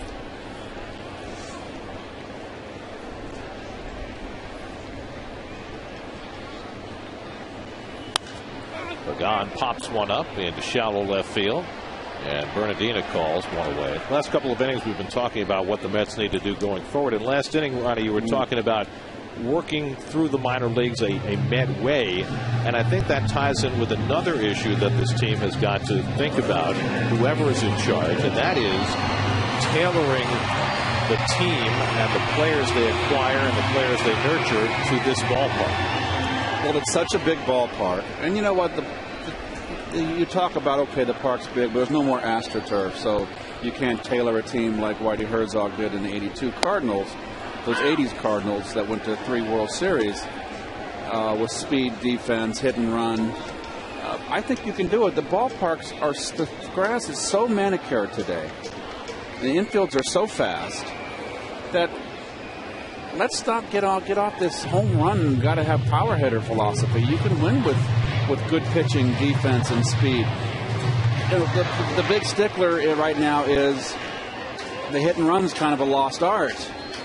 But you don't necessarily need that. And you had Billy Ball with Billy Bean and said he didn't like stealing bases and all that kind of stuff that went this way. But you can tailor. Obviously, if you're going to tailor a team here, you've got to have defense. It's just too big a ballpark. Especially speed in the outfield. No question. And pitching's the name of the game, whether you're in a bandbox or a big ballpark. Well, I think in some ways this ballpark can help you as an organization if you don't have the guys who can strike out the world. We've seen in September Dylan G. You can have a Minnesota-type staff. And what I mean by that, they don't walk anybody. They throw strikes. They make you put the ball in play. And what you have to do if you have a staff like that is you got to be able to catch the ball. And you've got to have some speed in the outfield. And once you do that, if you can pitch it and throw strikes, you can catch it when your pitchers do throw strikes, and you're going to have to run. I think that's the key. Reyes, maybe he's going to have to be 50 stolen bases a year guy. Angel Pagan has already put 37 this year. He might have to be a 45 stolen base man. David might have to up his running again. Those are all the kind of things you can do at this ballpark. So that having been said, you know, there has been lip service paid at certain times to creating that kind of team for this ballpark as Lucas Duda strikes out for the second out. The question is, can you form a plan, figure it out in terms of what you're looking for in nurturing your kind of team, and draft those kinds of players, acquire those kinds of players instead of necessarily chasing the shiniest gem in the free agent pool? Yes, and you've got to have patience. Rome wasn't built in a day, and there's one of the negatives of New York is this urgency, immediacy to win.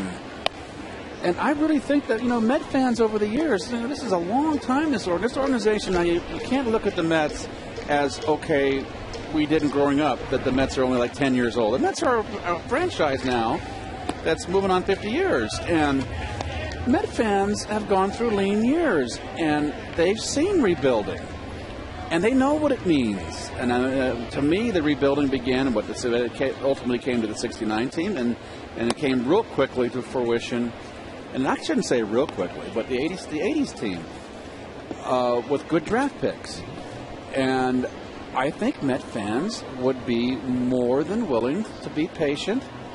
And if they were told truthfully that we are going to rebuild and start with young players, and it's going to take some time. This is when Fred and Doubleday took over this team, and brought in Frank Cashin, that's what they said to the public, and they delivered on it. And I think you have to have a team that at some point when you're watching them, that scouts are down in the stands and they go, boy, have you seen that Met team? Do you see how hard they play every single night? That's what you want to see. And I think that is really important. And Keith, with the draft picks, are the sprinkling in of trades, and you have to have the ability to not be afraid to make trades. You have to occasionally trade your star player for 2 minor league pitchers. You know, those are the kind of things that happen.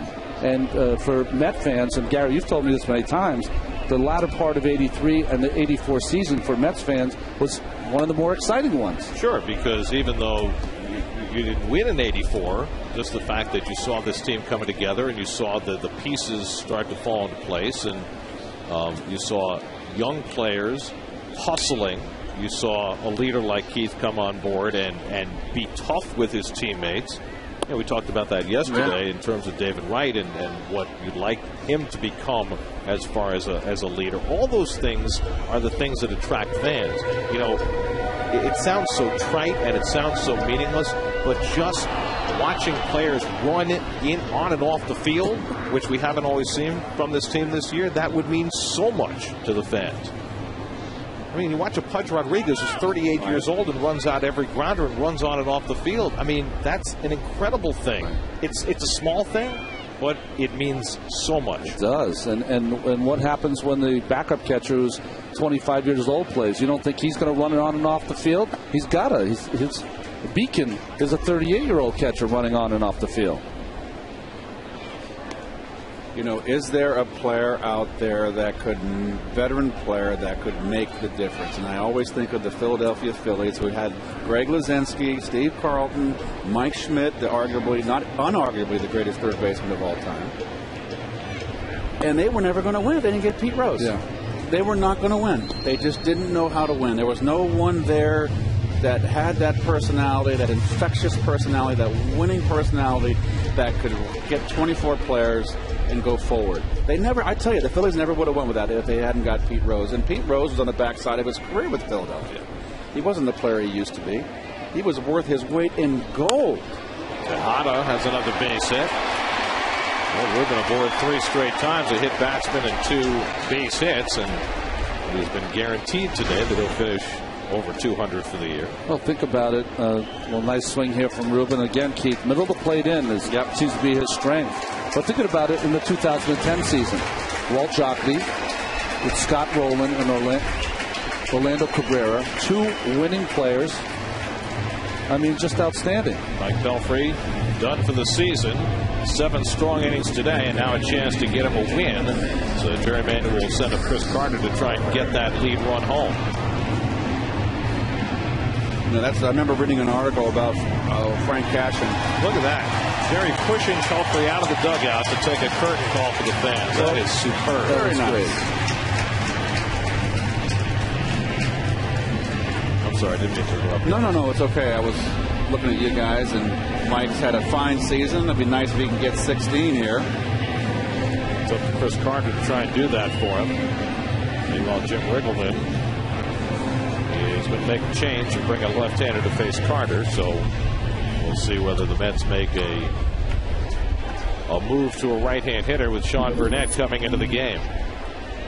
Call to the bullpen brought to you by Lincoln Mercury. Ivan Hernandez takes his exit.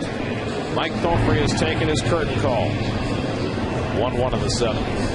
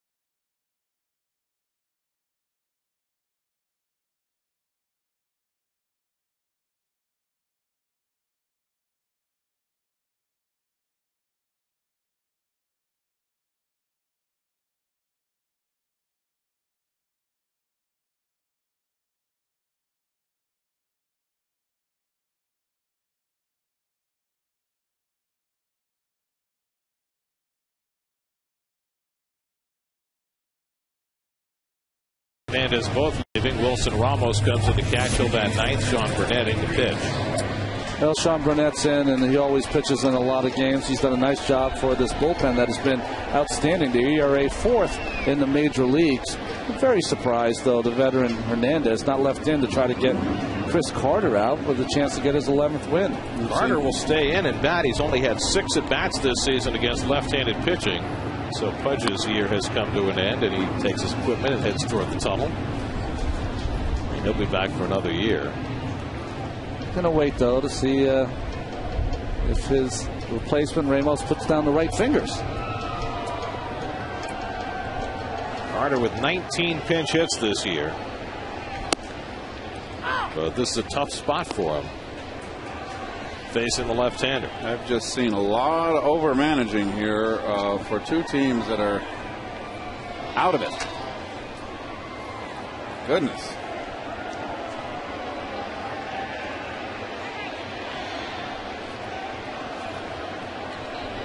Meanwhile, Derek Lee has homered for the Braves. They now lead 6-2 over the Phillies in the 5th inning. Boy, Lee has come to life over the last week or so. At the right time, if they go to the playoffs with him hot, that's what they got him for. He had 5 RBIs in their loss Friday night. It's now 7-2 Atlanta in the 5th. So now you're looking at the scenario if the Padres lose, that's it. Yep. No game. Atlanta's the wild card and San Francisco is the division champion. But if the Padres win and the Braves win, then you have the 3-way tie. That's right. How can you not pull for Bobby Cox? Burnett off the mound, throws out Carter, inning over. So Pelfrey will not get his 16th win today. He'll settle for a no decision, and we go 1-1 into the 8th.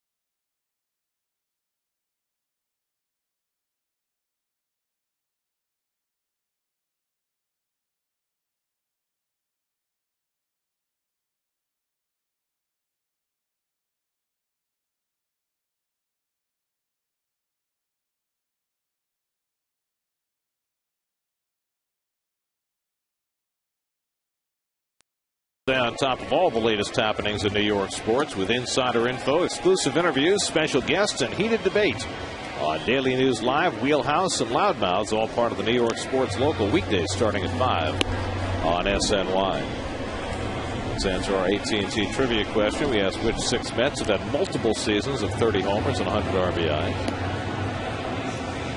And there are the 6: Beltran, Delgado, Hojo, Piazza, Strawberry, and Wright. No surprises.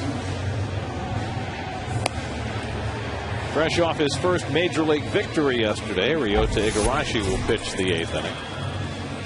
You see his numbers this season, that high ERA. He has struggled at times with his control and honestly really with his secondary pitches. Trying to finish strong. Not much more time to do that.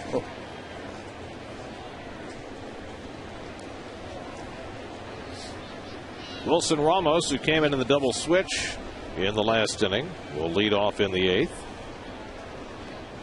Ramos went 3 for 5 in the game yesterday with a pair of doubles. And he takes a strike from Igarashi. Danny Espinosa and Nigel Morgan to follow in the 8th. So Mike Pelfrey goes 7 innings in his last start of the year, allows 1 run and 4 hits, 2 walks, 4 strikeouts. Mike finishes the year with a 15-9 record and a 3.66 ERA. Lots to build off for 2011.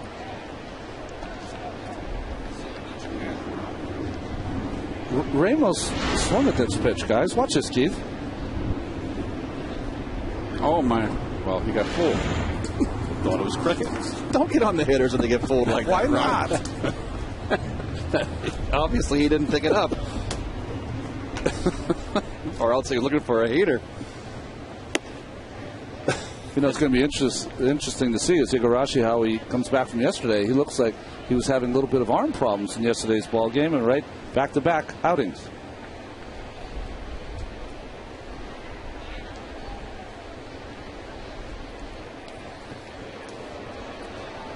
Ramos didn't swing at that one, and it's 2-2.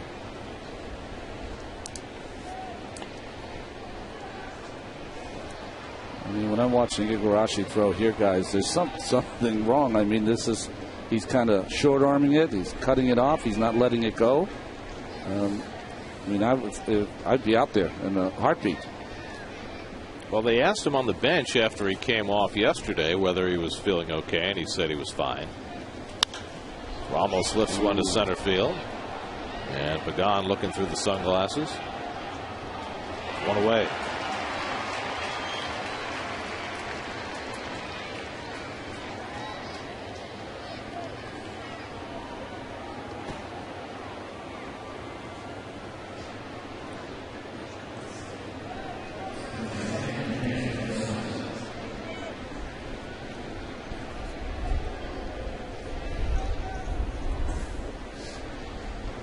Here's Espinosa, who's 1 for 3.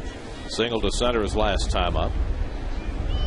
That's with 4 hits. The Mets with 6. 1-1 in the 8th. Espinosa swings and misses, nothing in 1.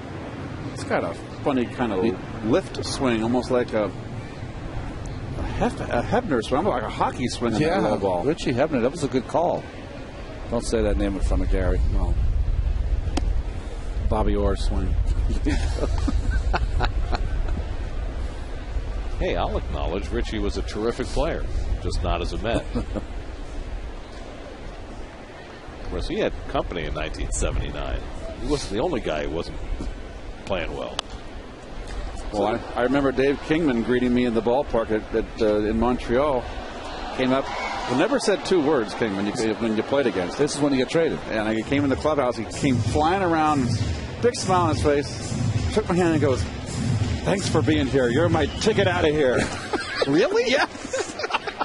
But oh gosh, what did he mean by that? He's like, he was going to be gone. He wasn't going to. He could only play first base. They weren't going to throw him in left field. Talk about culture. And I go, oh my goodness, where have I been sent? Espinosa strikes out, so Igarashi's retired the first 2. So 2 out. Let's check in with Chris Carlin. He has a New York State Smokers Quit Line game break.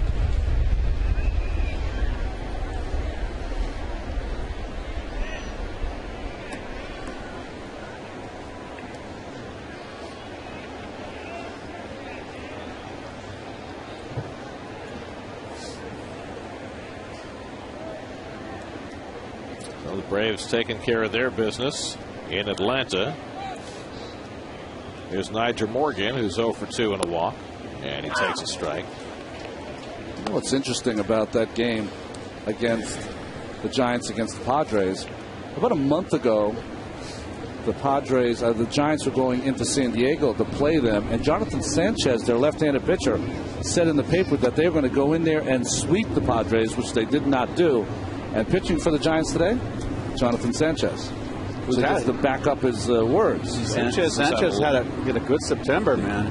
He's had a lot to say lately. He really has said some things disparaging of the San Diego offense. He gets a chance to either thrive or eat those words today. Matt Latos will pitch for San Diego today. been up and down coming down the stretch. Yeah, he's had a tough September. He only has 1 win in his last 9 decisions. Their staff saver has been Tim Stauffer, who's come out of the bullpen and started down the stretch and done a great job. He got the win last night. I think they have to be pretty proud of Clayton Richard. You know, a new pitcher, second really full year, and he did a nice job on Friday night. Igarashi, better known in Japan as Rocket Boy.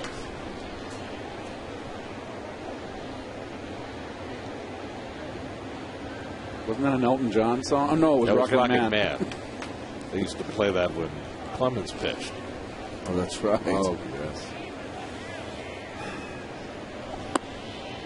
That was below the knees to Morgan, 3-2. It's amazing what that rocket fuel will do.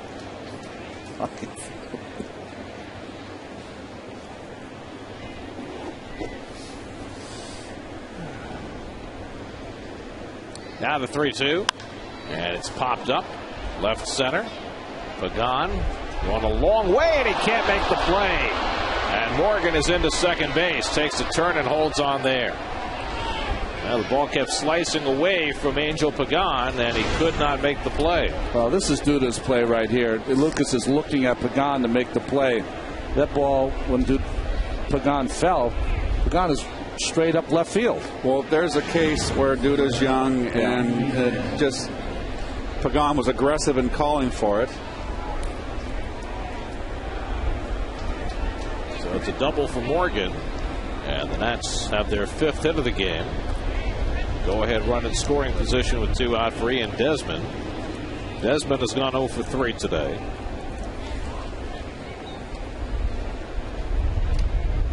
Dan Warthen heads out to the mound to see Igarashi. Igarashi, as soon as he saw Warthen coming toward him, he looked out to the bullpen to see if anybody was warming up. Not a good sign. They were not. Takahashi has just gotten up to start loosening, but you got the right-hand hitting Desmond coming up. Takahashi getting ready for the left-hand hitting Dunn, who is behind him.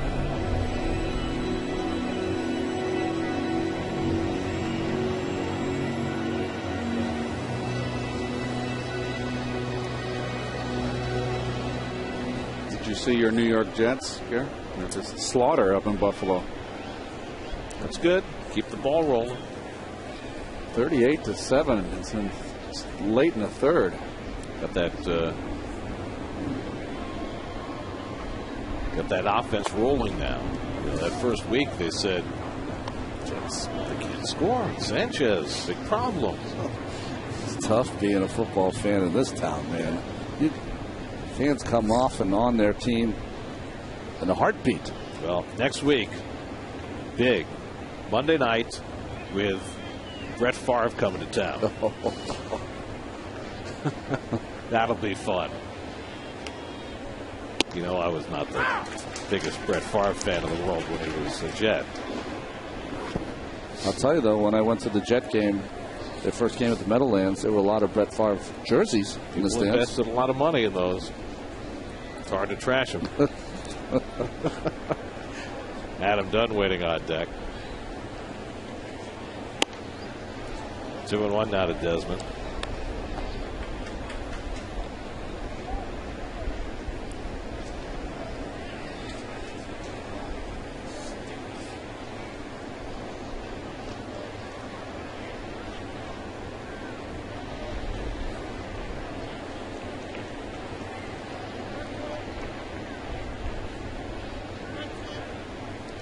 Now the 2-1, and Desmond fouls it off. 2-2.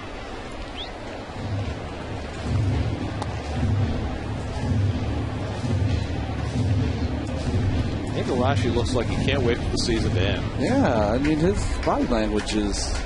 You know what's interesting for me is that, you know, you teach your starting pitchers here, stretching out. You teach your starting pitchers to work quickly, you know, get the sign, go. Just the opposite when the relievers come in. It really, every single pitch seems to be an arduous journey to release the ball. Why does it have to be that way? I don't know. Desmond strikes out on a pitch in the dirt, doesn't bother running to first base, and Tolle makes the toss to end the inning. So Igarashi works around the 2-out double for Morgan, and the Mets come back with the bat at the bottom of the 8th, still tied.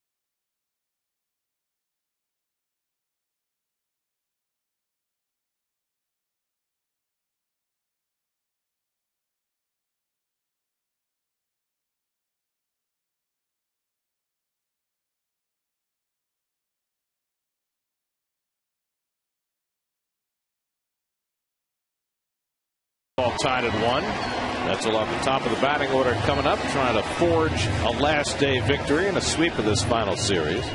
Jose Reyes, Jesus Feliciano, and David Wright up against Sean Burnett. Reyes 1 for 3, and he chops the first pitch to short. Desmond lays back on it. And what was he trying to do? Was he trying to barehand that ball? Yes, he was. That's just ridiculous. So Reyes is aboard, and the Mets have the lead run aboard. Well, there's not much you can say about that play right there. Bad choice by Desmond. You know, if you don't have a play, it's all right to catch the ball and not have a play, not throw it. The one thing that can happen, if you try to barehand that and it bounces away, Reyes could have had a double. That's the 34th error that Ian Desmond has made this year, the most of any player in the majors. So Feliciano is up, and the Nats will look for the bunt. And he cost himself an error, because if he filled that with his glove and made the throw to first, Reyes would have been safe at first. It would have been a base hit.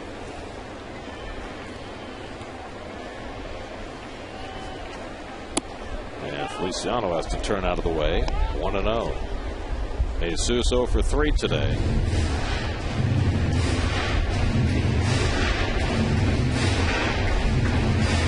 If you're successful with the sacrifice here,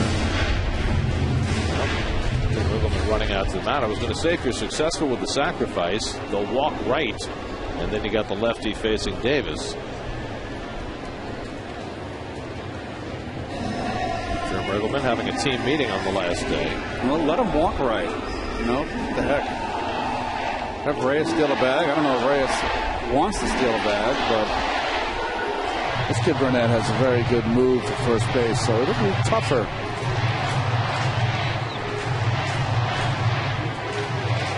Davis has shown that he can hit left-handers this year. That's the one thing that I like about Ike Davis most, is that he stays in on left-handers, and that's key.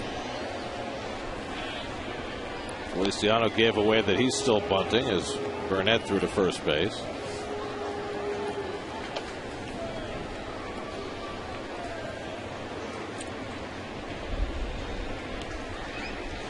Not a very big lead for Jose. And Feliciano gets the bunt down. Ramos will go to first with it. 2-3 on the sacrifice, and now the go-ahead run is at second.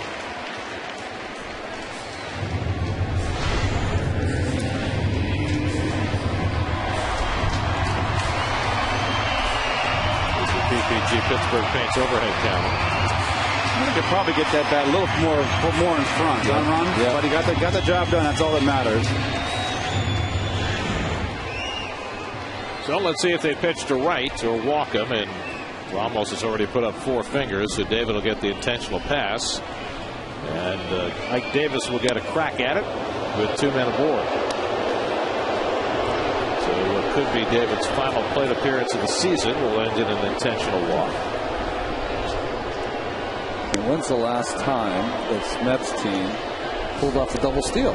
Something that was an occurrence all the time in 06, 07. Not a bad play with Burnett pitching and get raised to third base. I have to say, selfishly looking for a run here in the bottom of the 8th. So Wright gets the intentional walk. It's like Keith and I are going home. You've got work to do. Actually, I'm going to. I got to fly down to Florida tonight. You do? I've got some business I got to attend to for 3 days, and I'll be back. So I got to. Just what I want to do. Happy travels. I will be fly safe. Yes. Do you need Gary to help you with the gardening while you're away? No, yesterday I got a lot done. Trust me, I pulled a lot of weeds. It's good. Going winter wheat. Got a lot. No. Got a lot accomplished yesterday. Ike Davis is 1 for 3. Single to Wright back in the 4th. 2 aboard with 1 out. Mets trying to break the tie here in the bottom of the 8th against Sean Burnett. It's taken low for ball 1. Well, Burnett is tough on lefties because he kind of steps to the first base side of the mound and he throws across his body. And you can notice on the mound, he's way over on the third base side of the rubber. Most of his fastballs, though, if they are the left-handed hitters, are away. I could maybe guess with that. See how he strides, almost pointing his toe towards that Pepsi sign. Well, actually, he is pointing it towards the Pepsi sign. That's good signage. You get a bonus? Randy Jones threw that way across his body. That's my point. It's tough when a guy throws across his body. It's out of the norm. So far, he hasn't thrown a strike to Davis. And now ball 3. So, a 3-0 count for Ike. Angel Pagan waiting on deck. Give him a hit sign.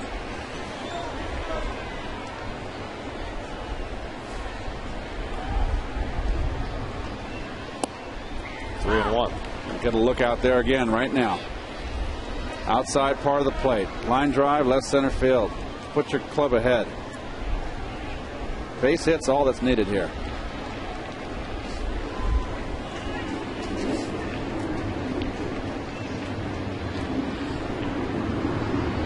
And Davis breaks his bat as he flares one to Desmond for the 2nd out.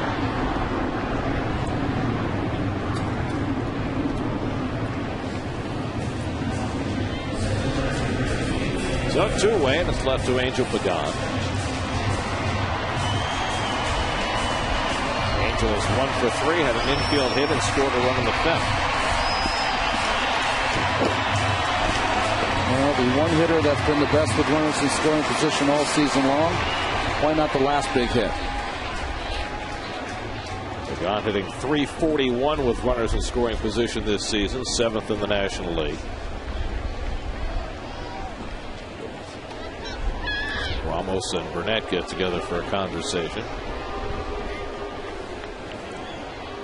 What time's that tea time tomorrow? 9:30? Okay.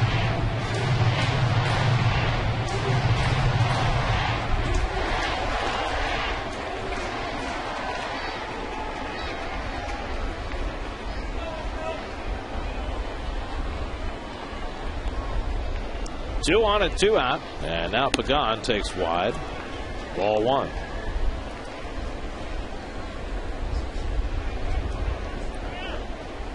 This is a chilly day here in the shade up here. A little blustery. Welcome to autumn.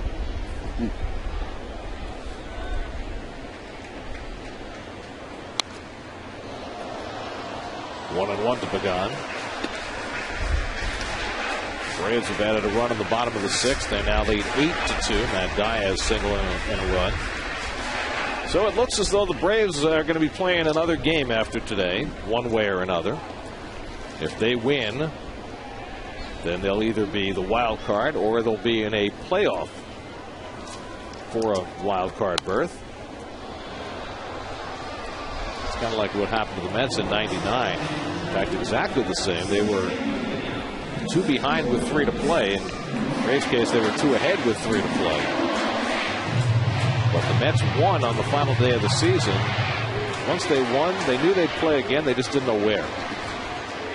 And they ended up playing a 1-game playoff the next day in Cincinnati. That was Al Leiter's classic game, right? Also at the home run in the first inning off Steve Parris, and the Mets were off and running. But when their game ended, they had to sit around for hours because the Reds and Brewers had a 7-hour rain delay.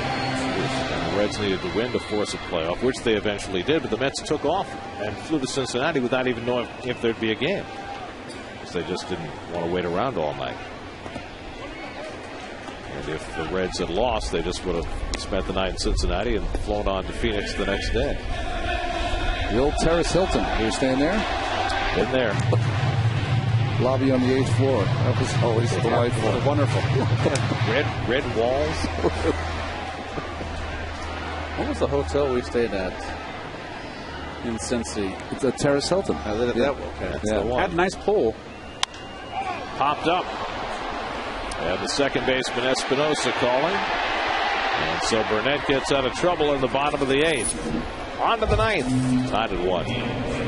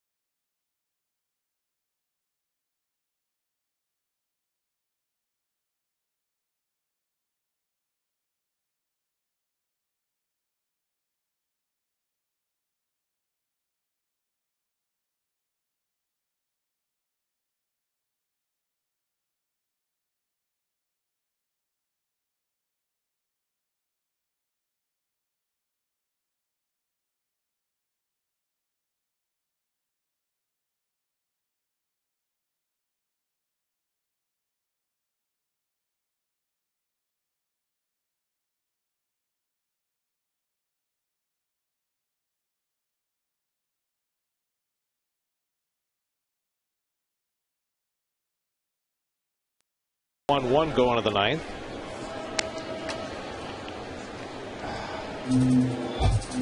And even after Ryota Igarashi took the mound for the 9th inning, Jerry Manuel is making a pitching change, which is a little odd since there's no pinch hitter coming up. Double switch coming. Reyes will come off the field for the final time this year, and we'll be back to Citi Field in just a moment.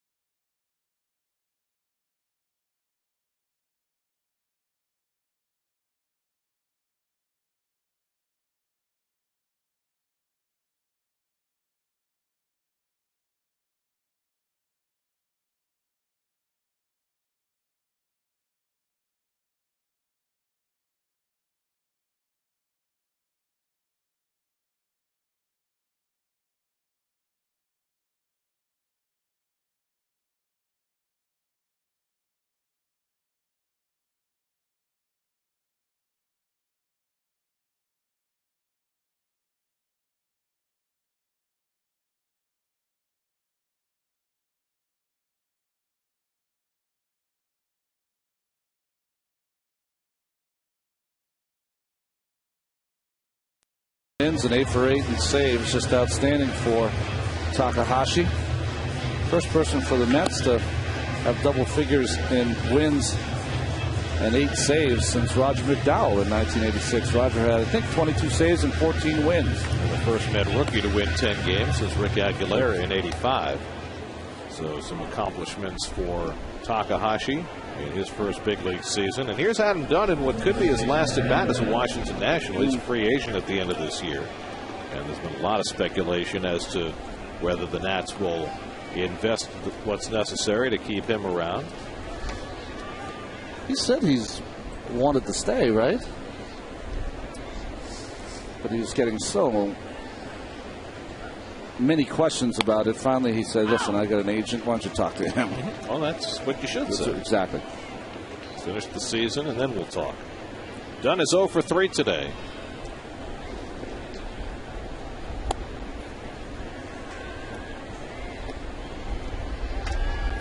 Roger Bernardino on deck, and then the pitcher spot for the Nationals here in the ninth.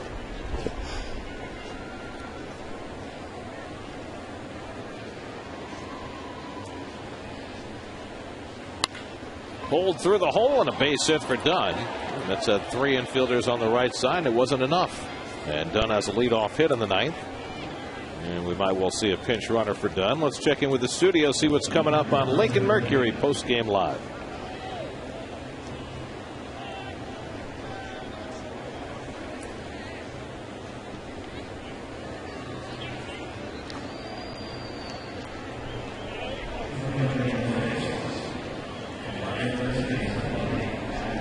So Adam Dunn leaves the field after his base hit, perhaps his final exit as a Nat. Adam Kennedy runs for him, and Roger Bernardino will come up, and the Mets will look for the bunt. Bernardino 0 for 2 and a walk, scored the only Nats run in the 5th inning.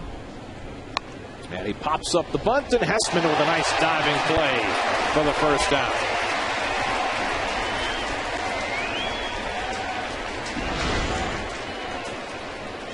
Well, nice play by Hessman, and it's all because he's aggressively charging.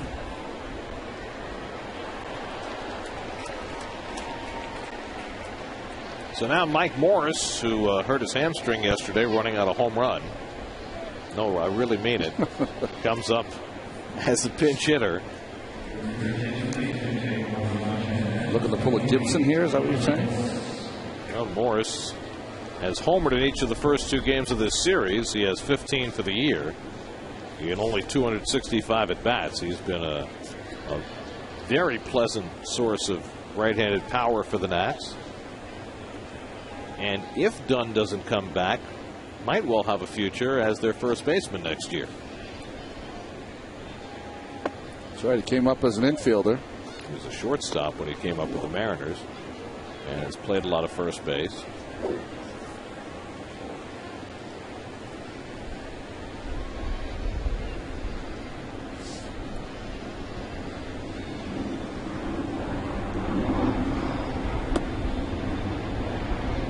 Takahashi behind 2-0.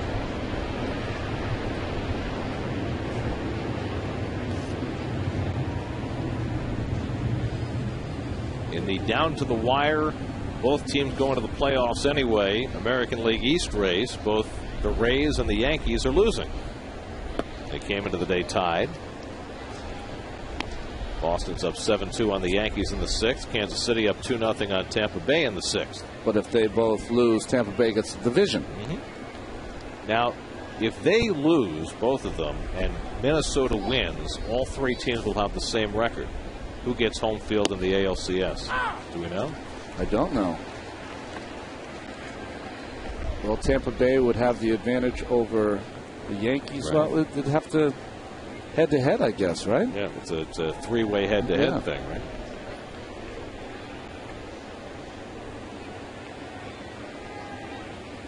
And Morris takes a strike 3 and 2. The Twins are tied 1-1 in the 7th with Toronto. Minnesota's really stumbled down the stretch, although they pulled one out to win yesterday. Everybody seems to be stumbling. The Phillies have got 4 runs on the board now. That's in the 7th. That's 8-4. That game's not over. Jason Worth at a home run to get it closer, and Takahashi strikes out Morris for the second out. It's up 2 away. Kennedy still at first. They let the 3-1 pitch down the middle go, and then he swung at this pitch. Ball 4. How many times have you seen that this year? It seems to be a trend. I guess, maybe it's that whole working the pitch count and working the pitcher. I don't get it. Well, it's if it's early in the game, you understand yes, that. I do. But in big situations late in games, 2-0, 3-1, you get a pitch to hit. You're trying to work the count and work a pitch count on a relief pitcher? Right. Come on. I'm from the Frank Howard school, right, Keith? You get a 3-1 fastball, what do? You work for that, get ahead in the count and get a piece of cheddar. And you turn the fan on. Justin Maxwell will bat for Willie Harris to give the Nats a right-handed bat. Maxwell hitting just 146 for the season. 1 for 7 in this series.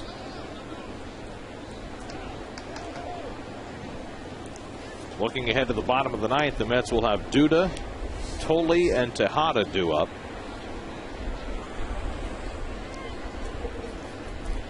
Maybe Tolle can do it again. Maybe Duda can do it. I'm all for it. First, Takahashi has to put this inning to bed. Behind on Maxwell, 2-0.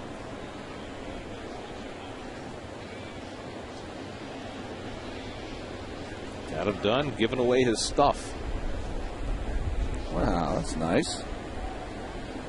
Those bats that say Adam Dunn, Washington Nationals, he's not going to need those anymore, perhaps. Oh, look at that prize. I got it. That generation. You see that reaction? Yeah, that generation of kids didn't have a bat day, so it's the closest they're going to get. Look at that. He is swirling that thing away, and nobody's touching it. Too. The only problem is, he's got this bat. He can barely lift it.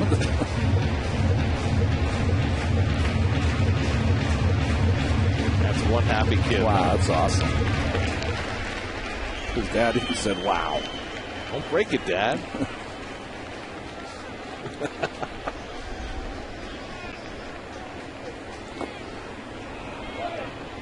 Maxwell held the swing, and it's 3-2. Going back for more. What more swag can he come away with? I remember the one year in '84 that we came up short, and after the game, it was very spontaneous. All of the players, for some reason, I don't know why to this day, everyone threw their hats into the stands. That was nice. I remember that. Yeah. 3-2. And Maxwell fouls it off Tolle, who takes another nick. Had a rough last week for Josh.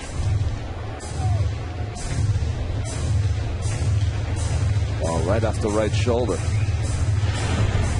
I'm sure he's like, come on. Could be my last inning. Just get me through it without any more pain. Has to go home to Illinois and lie on a slab of ice. He's supposed to get married in December. He wants to be able to stand up straight. Cold foul.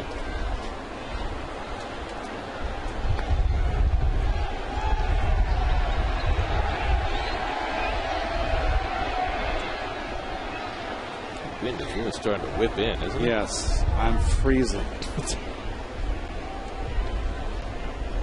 Where's your fur coat? You didn't show us that coat this year. I was going to bring the vest today. I wish I had, but I'm going down to Florida. I didn't want to bring a vest to Florida. Ball 4 and Maxwell's on. And now the go-ahead run moves to second base. Echoes of the winter approaching here at Citi Field.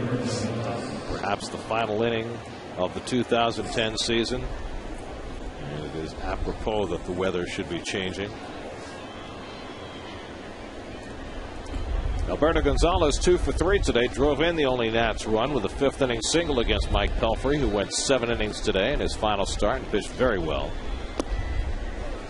You live north of here, Gary. The leaves changed on your ride home? Starting. Wow, that's awesome.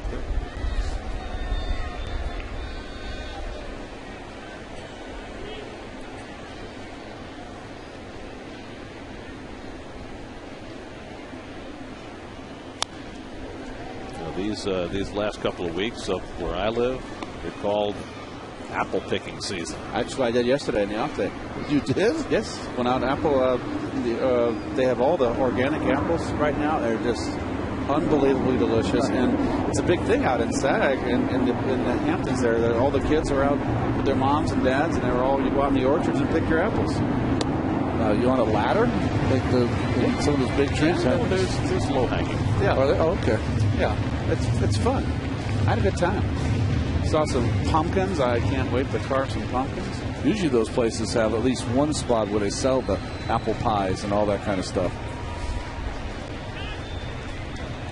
1-2 to Gonzalez. And he fouls it off. Hard-working inning for Takahashi.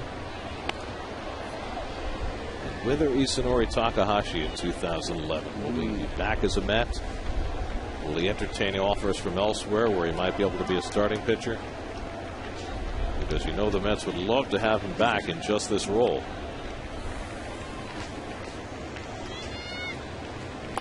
Gonzalez pokes one off the end of the bat. Arias picks it off to end the inning. Mets come up in the bottom of the ninth, trying to walk off with their last win.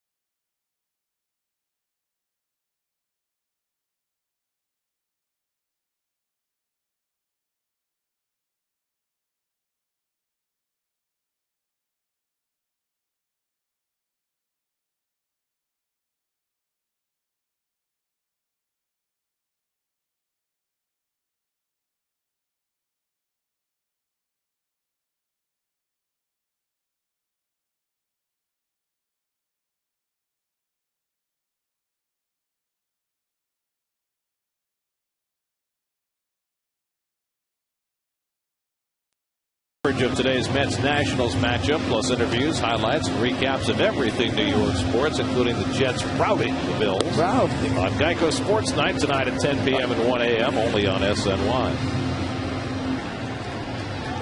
Adam Kennedy stays in the game at first base after pinch running for Dunn. Justin Maxwell stays in right field after pinch hitting. Doug Slayton is on to pitch for the Nats, and Lucas Duda will lead off for the Mets. Have 10 walk-off wins this year, including Josh Tolley's walk-off home run on Friday night in the opening game of this series. One of 4 walk-off home runs the Mets have hit this season. 3 of the 4 by catchers. How about Lucas Duda when it comes to the plate? All along the watchtower by Hendricks. Noticed. Nicely done. Doug Slayton in all 3 games in this series.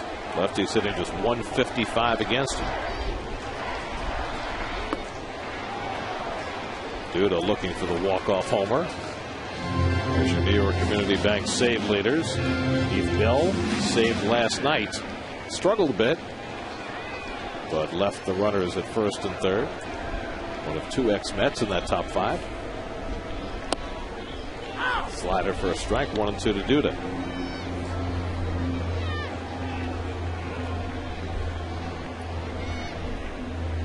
Josh Tolley next, and then Ruben Tejada. Each team with a run on 6 hits.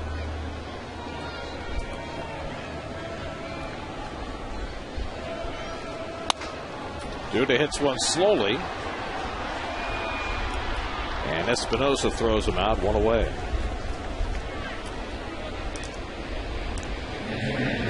Well, Tolley ended Friday night's game. Had a 3-1 fastball that won that ball game. Making the Mets the first team in Major League history to have 3 different catchers hit walk-off home runs in the same season. Barajas and Blanco did it in back-to-back games earlier this year. Tolley did it Friday night. Josh is 0 for 2 and a walk today, and he takes a strike.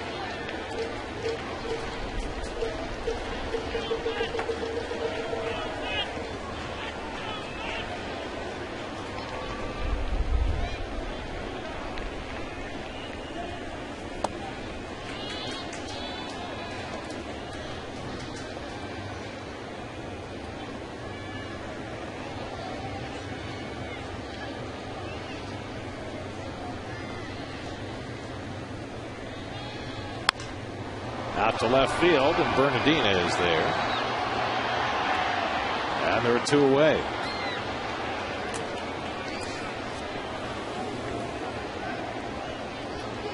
So Slayton comes on and retires the first 2.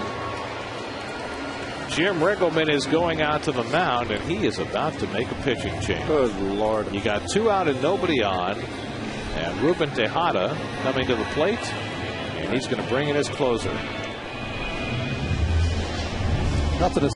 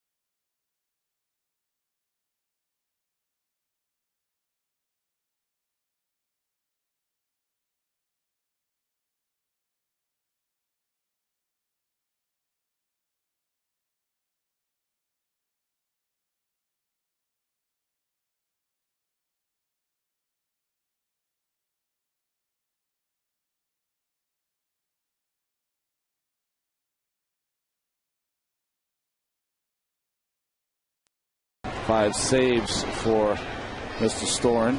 It's been outstanding. Look at those strikeouts for innings pitched.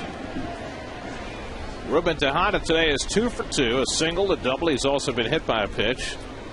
As his batting average up to 215, and he hits one to left field. Bernardina is there, and the 2010 season lives on. Into extra innings we go. Tied at 1.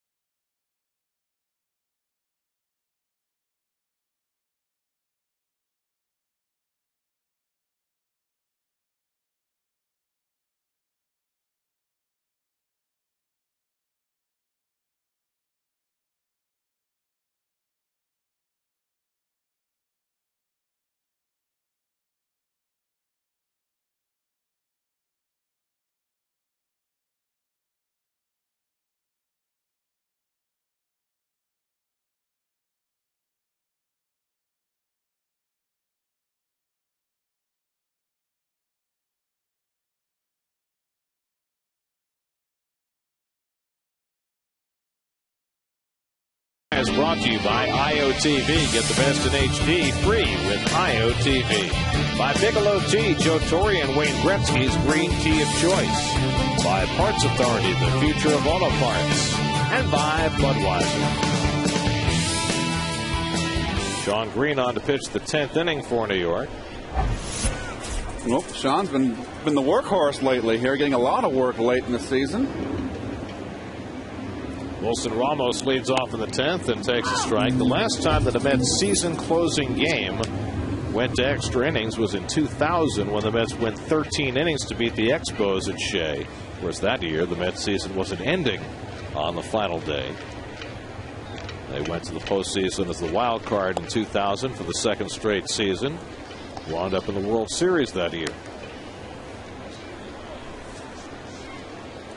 And here we are in extra innings on a final day 10 years later.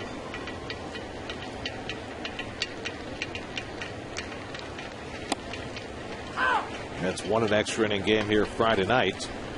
7-8 in extra innings this year, while the Nats are 2-10.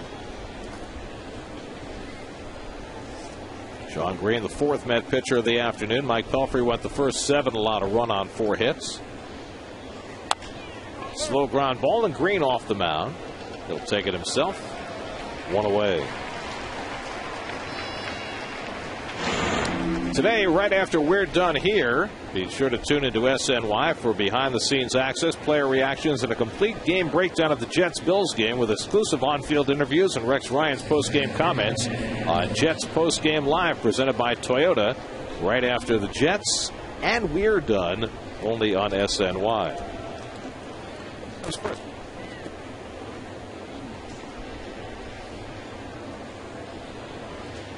There's Danny Espinosa, who's 1 for 4.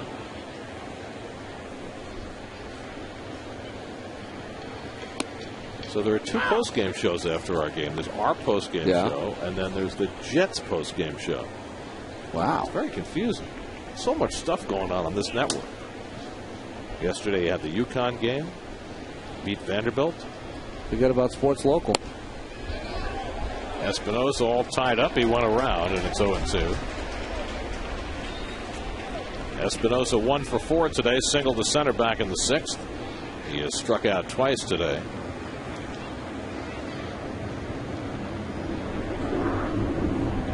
The Gigantes are playing tonight, right? Tonight. It's going to be a little chilly. Not that it's cold out. There's Josh. Tolley gets nailed again, once in the 9th and now once in the 10th. The human pincushion.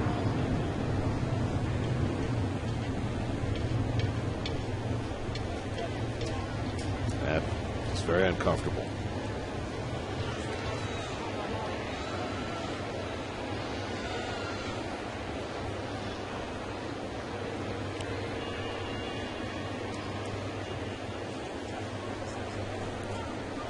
Home plate umpire Mike Estabrook taking a moment, waiting for Tolley to feel better.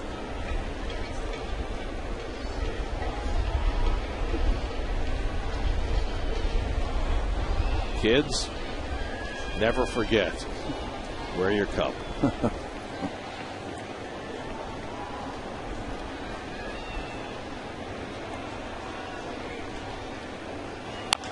Slow ground ball, foul.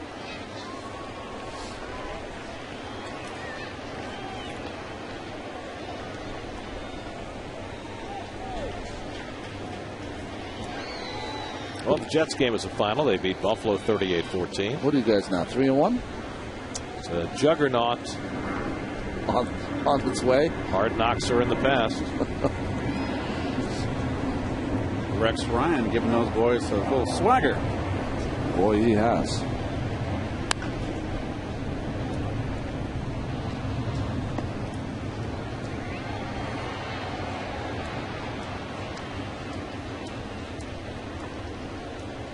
Nigel Morgan waiting on deck.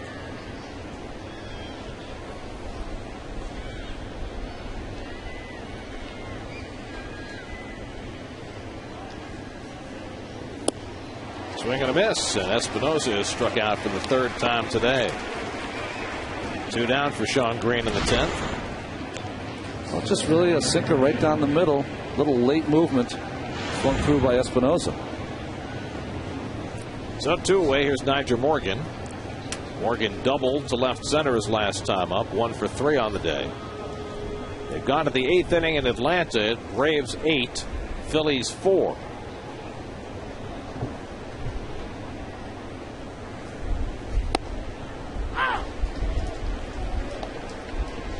Phillies threatening. They've got a couple of men on in the top of the 8th. Trying to make that a little more snug for the Braves.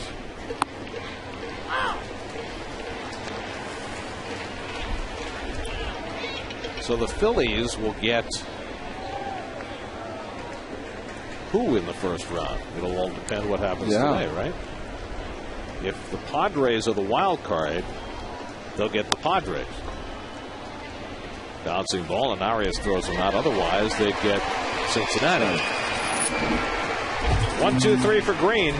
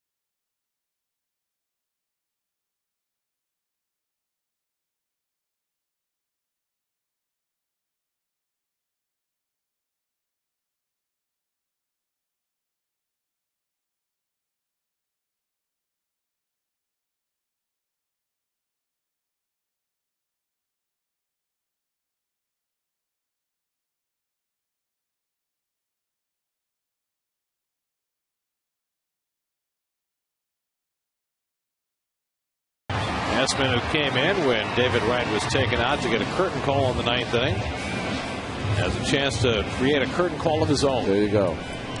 Why not? Mike has hit 1 home run as a Met. Be a perfect time to make it 2. Drew Storen on the mound, got the final out in the bottom of the 9th. And now pitches to Hessman. And the breaking ball fouled off. Joaquin Arias is on deck, and then Jesus Feliciano for the Mets in the bottom of the 10th. Each team scored their run in the 5th inning. Mets got their run as a double play was being turned. No RBIs today.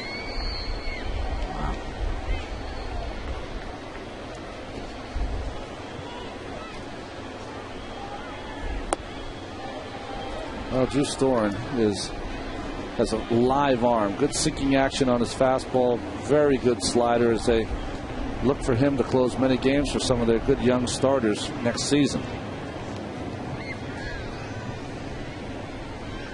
1-1 to Hessman. And it's in at the knees for a strike, 1-2. Well, the Braves have brought Billy Wagner in the 8th inning to try and hold the fort with that 8-4 lead. Phillies have 1st and 3rd and 2 out.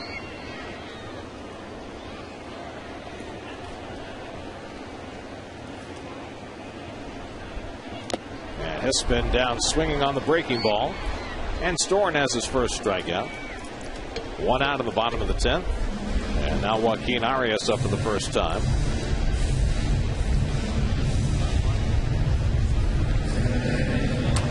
He came out for Reyes' curtain call in the 9th. Wilson Valdez just singled in a run. Braves 8, Phillies 5, top of the 8th. It was 8-2. Billy's in there, isn't he? Yep, he gave up that hit. There's a strike to Valdez, 0-1. So the Phillies still have 2 on and 2 out. Tying run coming to bat. Can you imagine?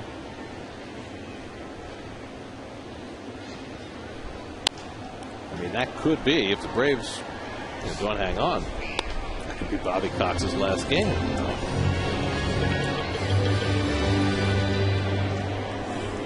If they win, they're guaranteed of playing again. They're going to hold on. Billy's going to get it done.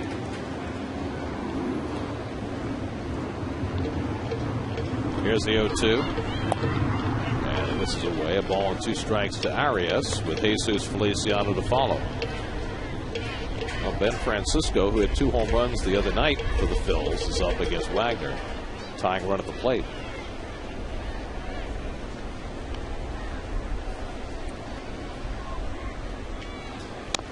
Arias just stays alive.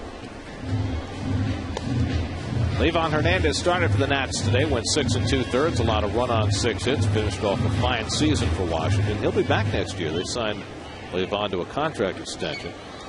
Sean Burnett went an inning and a third, no runs, no hits. Doug Slayton faced 2 batters, retired them both, and Storen has retired his first 2 hitters. Now he's 2-2 on Arias. Ben Francisco just doubled in 2 runs. Braves 8, Phillies 7. Wow. And the tying run at second with Jason Worth coming up. Hit hard and a base hit for Arias. And so the Mets put the potential winning run aboard.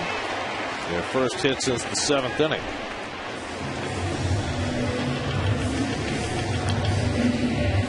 We haven't seen Arias do a whole lot of running. It would sure be a nice time for him to steal a base.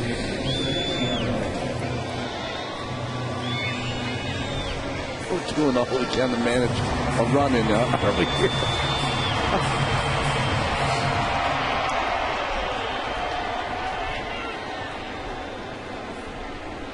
Now Feliciano, who's 0 for 3 in a sacrifice today.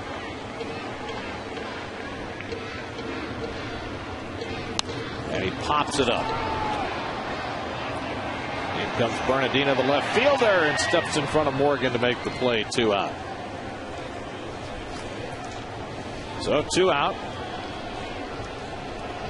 And now Luis Castillo will pinch it. There's your playoff picture. The Braves, if they win, they'll either win the wild card outright or force a playoff. But if they lose, then they have to rely on the Padres losing as well to force a playoff tomorrow. The Braves are up 8-2. It's now 8-7 in the top of the 8th. Jason Worth just walked. So they have the tying and go-ahead runs on base. Here's Castillo, and he takes ball 1. And you talk about things getting tight in a hurry.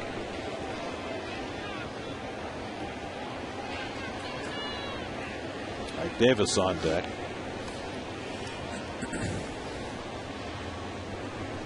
And of course, the game is of absolutely no import to the Phillies, except that somewhere down the road,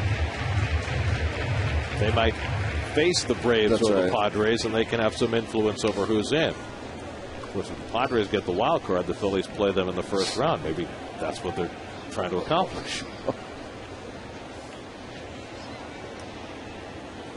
And Castillo takes a strike, 2-1. Francisco just stole third. Is it a double steal? Stole second. So Wagner, we know, doesn't hold runners well. We've seen that before with the Phillies against them, right? That's right. With Worth. With Worth. Stole second and third on successive pitches. But Ibanez struck out to end the inning. So they go to the bottom of the 8th, 8-7, Atlanta. Is Billy going to have anything left for the 9th? They need some insurance. Castillo lifts one to shallow left. Desmond out to call. Side retired.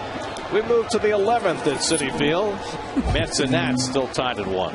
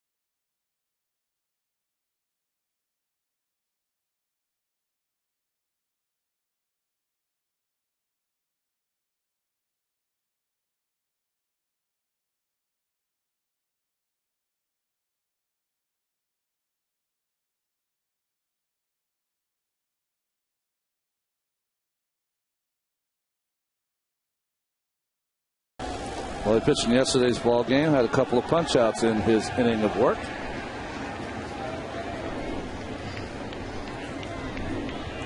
Ian Desmond will lead off for the Nats in the 11th, with Adam Kennedy and Roger Bernardina to follow. They're underway in San Francisco. The Padres did not score in the top of the first against Jonathan Sanchez.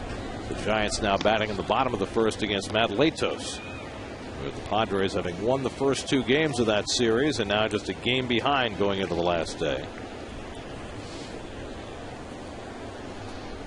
Desmond 0 for 4 today. He struck out twice. And he takes it low, 1-1.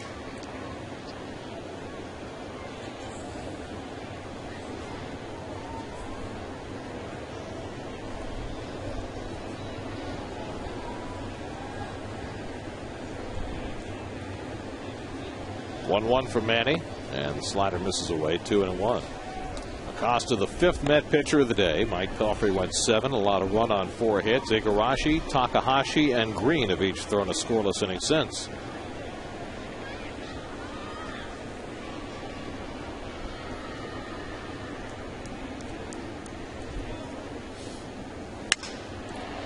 Fly ball, shallow center. Pagan with a long run in and gets there.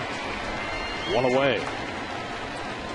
Well, both the Yankees and Tampa Bay losing this afternoon late in their ball games, and if that stays the same, then the Yankees will go and play in Minnesota on Wednesday, and Tampa Bay will take on Texas in Tampa Bay. And Minnesota's fallen behind Toronto 2-1, so that means if the Twins lose, even with Tampa Bay and the Yankees losing, that means Tampa Bay would have home field advantage in the LCS if it gets that far. Kennedy hits one out to left for Duda, and that's the second out.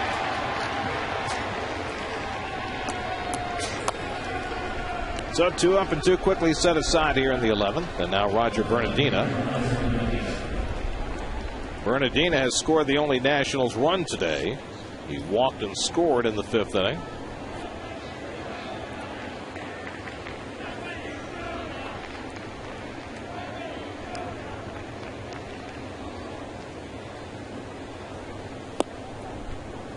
Fastball strike. Brad Lidge is pitching the bottom of the 8th inning in Atlanta, with the Braves up 8-7, getting his inning of work going into the postseason Wednesday. Pulled toward the hole. Nice play by Davis, and Acosta gets over to cover for the 3rd out.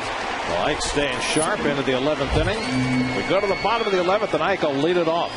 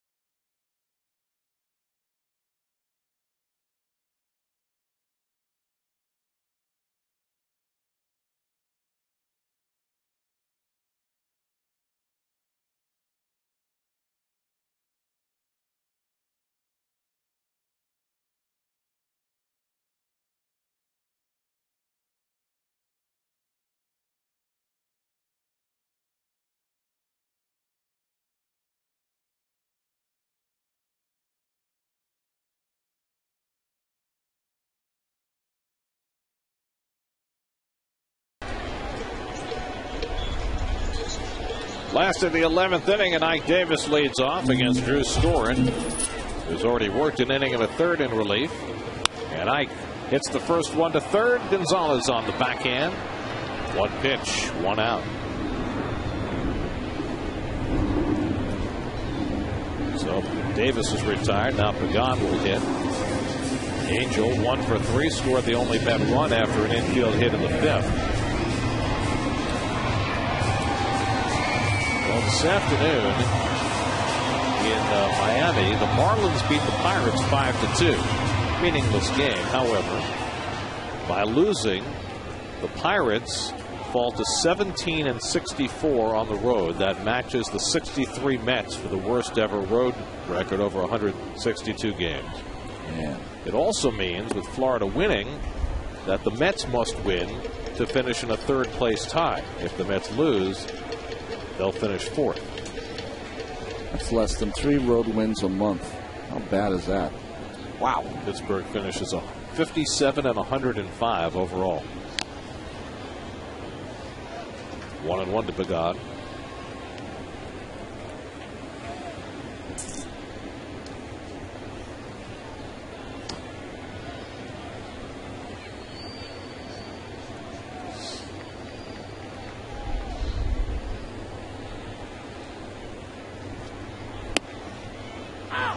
Taking all the way. That's strange. 1-2.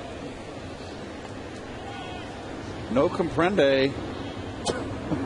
I don't understand. I don't want to hit 1 and 2.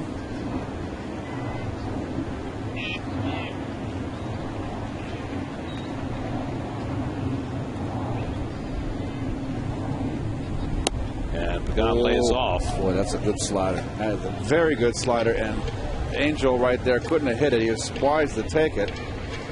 And he got the call.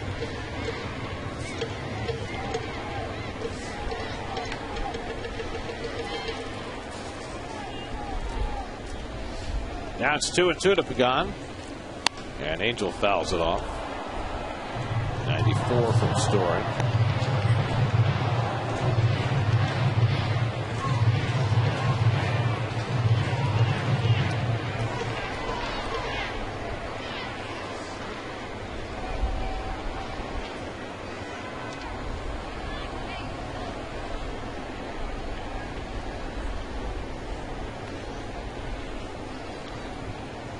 Now it's 2-2. And Pagan stays alive. Mets trying to win their 80th game of the year.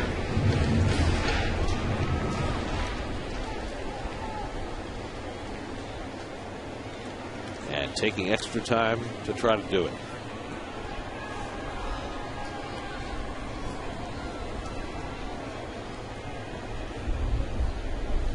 Pagan down swinging.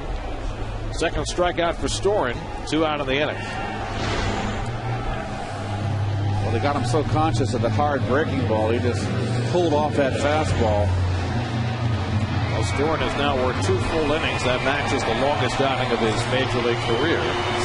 Now we'll face one more batter with Lucas Duda coming up. Lucas Duda, with one swing of the bat, could be the most loved player in Flushing. 1 for 4 today. And Duda takes ball 1. Josh Tolley would be next. That's trying to fashion an exciting close to their season.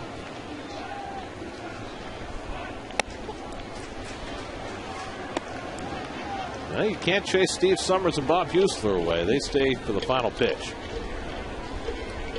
Well, you got to finish the monologue. You never know what's going to happen.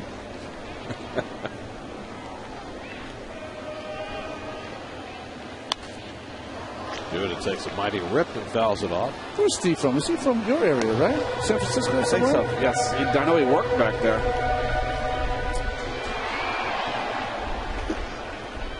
See, Huesler's a big fan. Yeah, he big is time. Just the absolute most diehard of diehards. 2-1 to Duda. And he fouls one down the left side. That's 2-2. Evan's not here today, is he? I don't see him. No, Evan usually sits down in front of us to our right, Evan Roberts. Would he have taken the car trip up to Buffalo, maybe? Maybe. He's a Jet fan, too, isn't he? I think so. I know what Beningo was doing today. He was watching the Jets. Here's the 2-2. And Duda takes a call, third strike. Storen has struck out 3 over 2 1/3. And we will play the 12th. 1-2-3 inning for Storen. And Bob Husler gets to watch more baseball.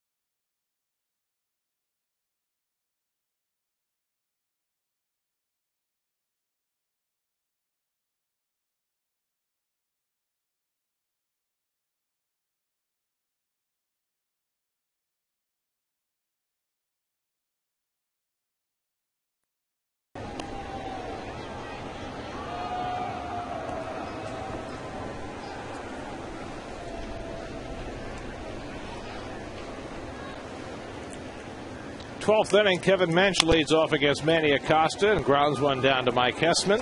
One pitch and one retired in the 12th inning. Yes, my friends, the 12th. This is not funny. I don't know who's going to score here. Who wants to win this game? I don't know about win. About get a hit. I know the players love the game, but this is over. This is over. This is off the charts. False hustle. We need to find out what's the longest closing day game in Major League history. Yes. Oh. Are you into setting a record? Would you like to do that today? There's certain things I have on my priority list that's probably not number one. That's not on the bucket list. I'm going to have some immediate needs. You got shut out, I understand, Gary. Next inning break. All right. I'm no Kenny Albert. Or Al Michaels. No. Maxwell drew a walk his only time in this game. Came on as a pinch hitter for Willie Harris in the 9th inning and stayed in the game in right field. Well, you have to say the bullpens have been very solid in this game. Oh, outstanding. That is going to be the key to my web hit. I'm telling you that. Oh, by the way, the web hit's going to be in record time. Is that right? It's going to be a 30-second web hit. I think we have to do a full season wrap-up. Yeah. 25 minutes.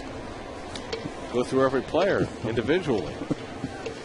Talk about their season and what you can expect from next year. You're going to be doing that one on your own, Gary. I'll be doing it tomorrow. 1-2 from Acosta, and he misses way outside. 2-2. They've gone to the 9th in Atlanta. Billy Wagner trying to close it out. Braves 8, Phillies 7.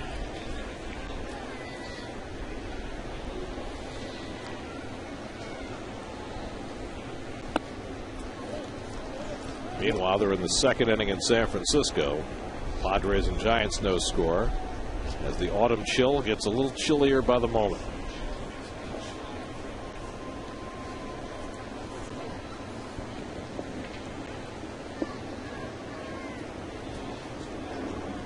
Three-two from Acosta. And the breaking ball in there for a call, strike 3. That's just not fair. So Maxwell is down looking, and Acosta has his first strikeout. 3-2, 12th inning. Slider on the block. Go sit down. It's not fair. Meanwhile, Shane Victorino just struck out to start the 9th in Atlanta. Here's Gonzalez, 2 for 4 on the day. He's driven in the only Washington run. Both these teams scored in the 5th inning, and nobody has scored since.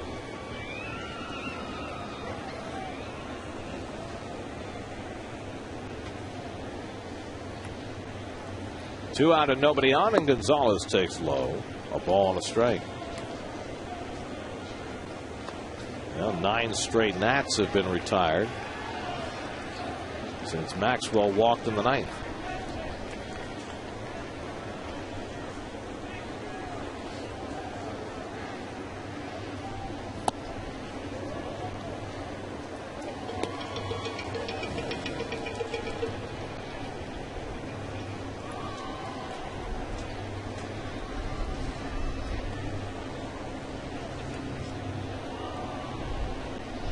Now the 2-1, and Gonzalez lines one to right, and Feliciano's right there. A 1-2-3 inning for Acosta, who's faced 6 and retired 6. Down at the bottom of the 12th with Josh Tolley to lead off.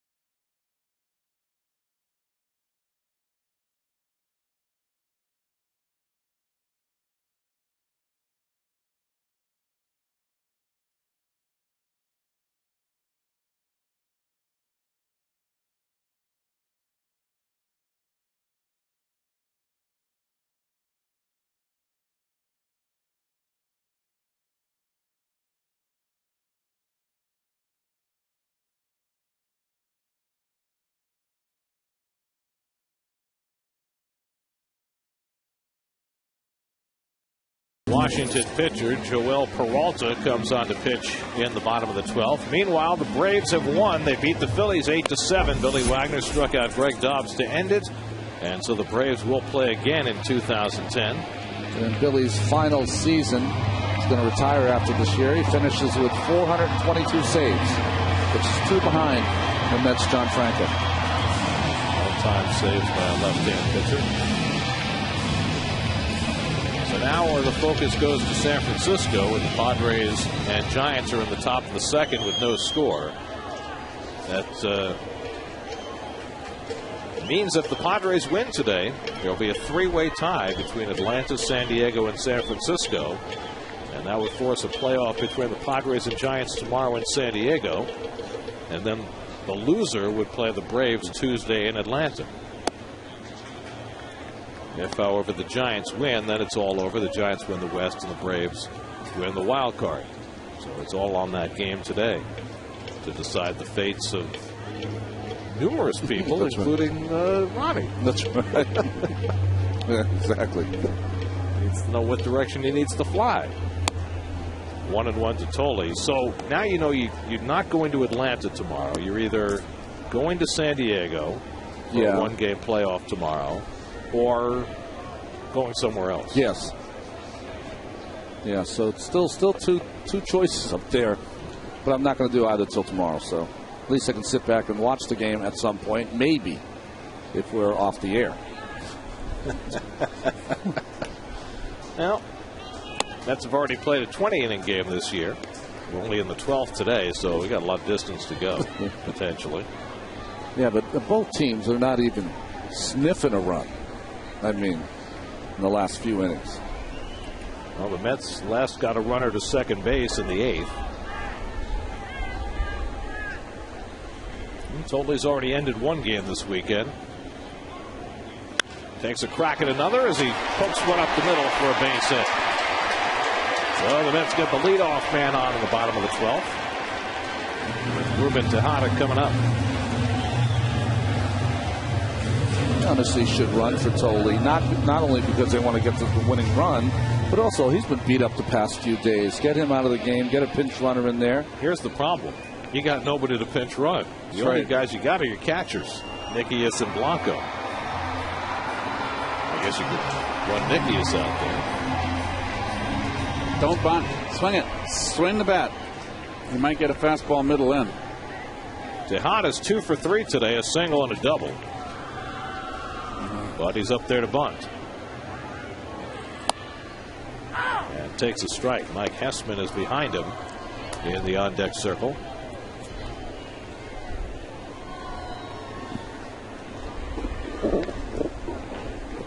Padres did not score in the top of the second. They go to the bottom of the second at AT&T Park. Still no score.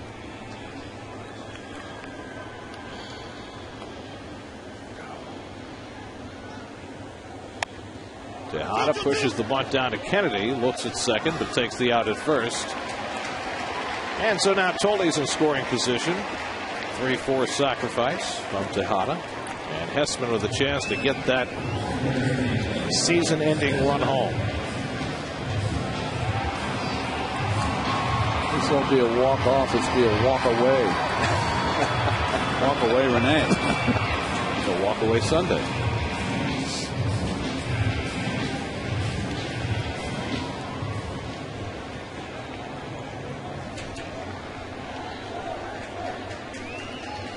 Hessman's batted once in this game. He struck out in the 10th inning. Steve McCaddy is trudging out toward the mound. There's nobody warming up in the Nationals bullpen. Another team meeting. It's like the Marquis de Sade over there running that club.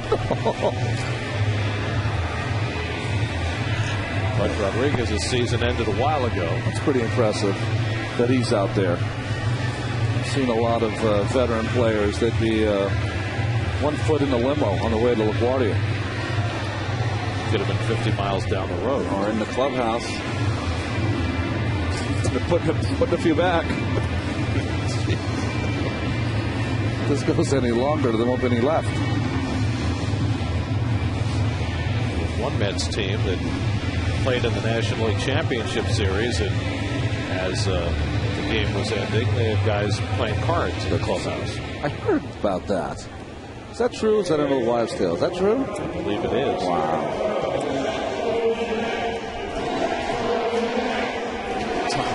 Steve McCaddy has the longest discussions on the mound with his pitchers. Well, let's see if Peralta absorbed any of it. Hessman the batter, Arias on deck, first base open, Tolley at second, 1 out, bottom of the 12th, Mets 1, Nationals 1.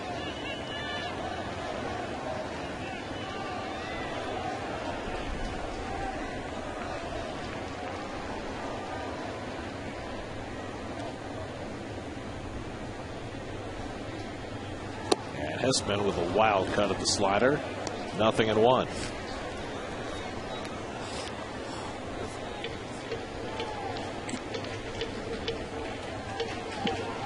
Oh.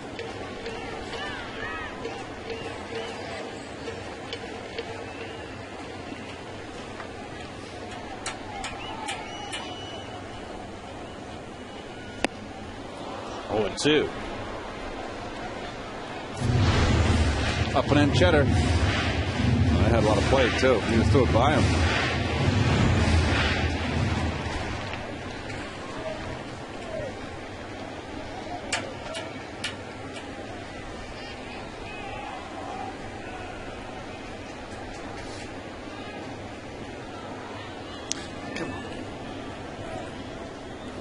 Relief pitchers sometimes, their concentration, you'd think that they were Greg Louganis and they're going to take a dive off the 10-meter board.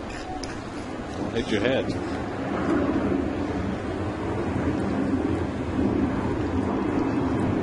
0-2. Hessman lays off the pitch to the dirt. Ball and 2 strikes. Well, we've seen a slider first pitch, fastball up, and now the changeup from Peralta. Who needs a new baseball.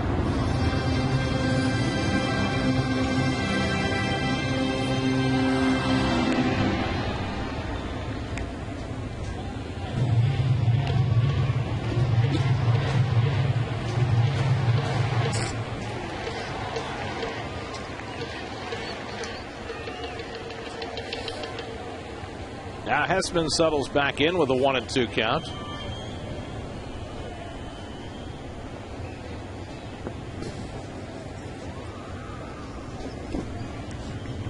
I think Peralta's ready to go now. Yes.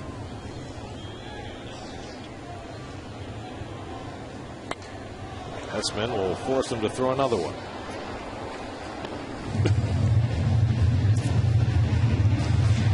Mike Hessman trying to parlay his Crash Davis status into game-ending status. Maybe he'll get a little hanging slider here in the middle plate in. Only takes a single. Oh, be the hero. I'll take him to dinner. Florida? I doubt it. Hollow words there. Tampa Bay just tied up Kansas City 2-2 in the ninth.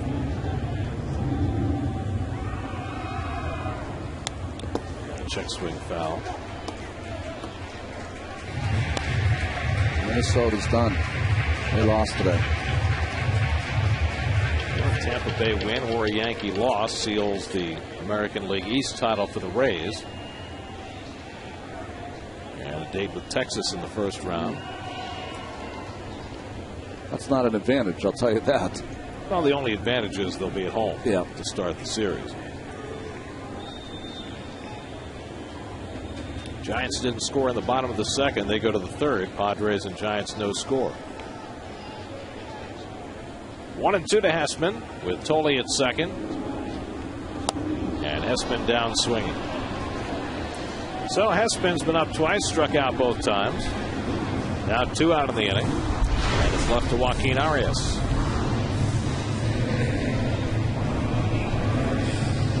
Looks like he was out front of that changeup. Arias had one at bat in the 10th inning and singled to left field.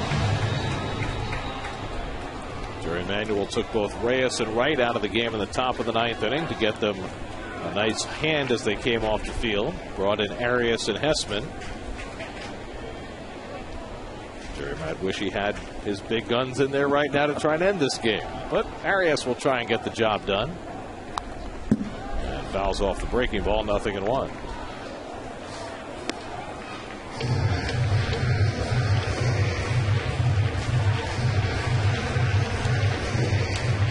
It's the bottom of the 12th.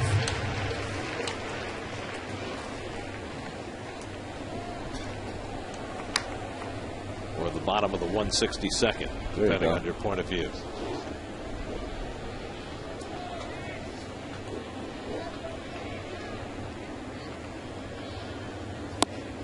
There's a strike, and it's 0-2. I'm going to blame it on you, Blame it on me? Yes. Anytime. Friday night you said 27 innings left. I was wrong. 0-2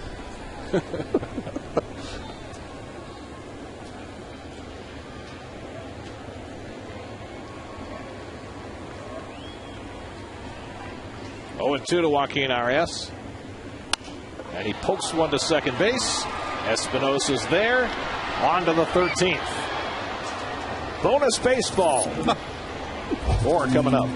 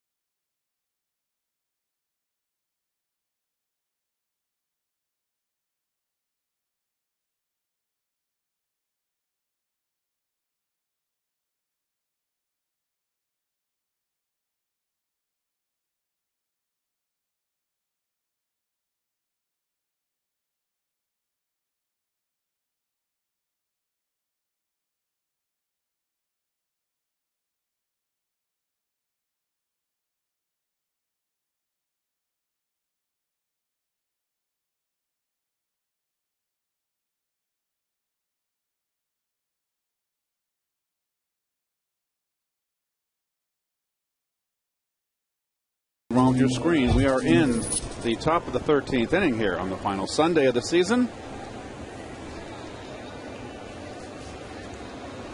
Those of you just tuning in, the Atlanta Braves have defeated the Philadelphia Phillies 8-7. So Atlanta will play another day.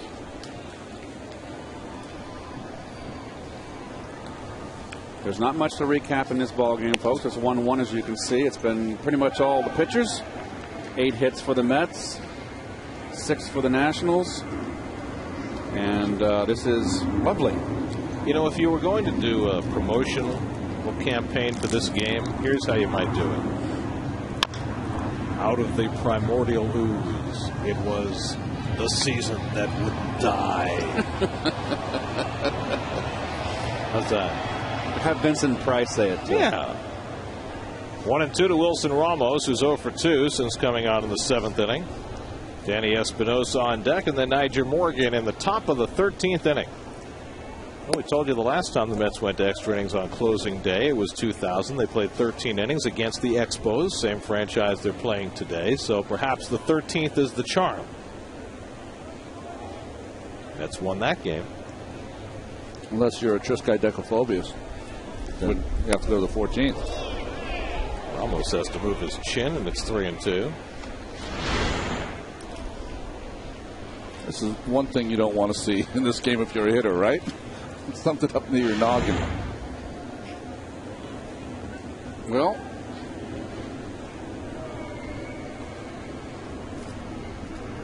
I think a lot of hitters right now are looking for something to hit out of here in their own frustration, trying to end it. That's the problem, of course. You get everybody swinging for the fences, and Ramos strikes out. Well, Acosta's faced 7 batters. He's retired them all. That's his 2nd strikeout. This fastball right by him upstairs. We saw this in the Mets-Cardinals 20-inning game. Yeah. Everybody trying to hit the ball to the ballpark, and it's one of the reasons that game lasted as long as it did. Well, the import now of the walk-off hit or walk-off home run has become such a desirable thing for today's player that you will get the home run derby starts around the 12th to 13th. Espinosa's 1 for 5. He struck out 3 times.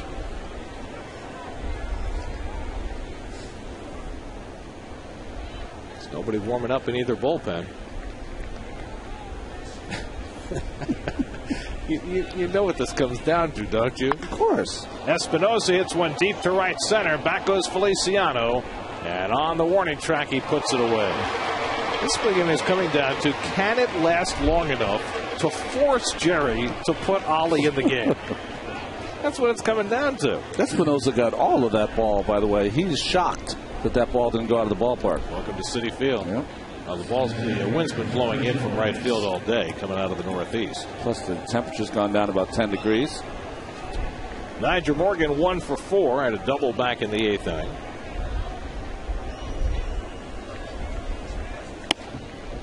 And he takes a fastball for ball 1.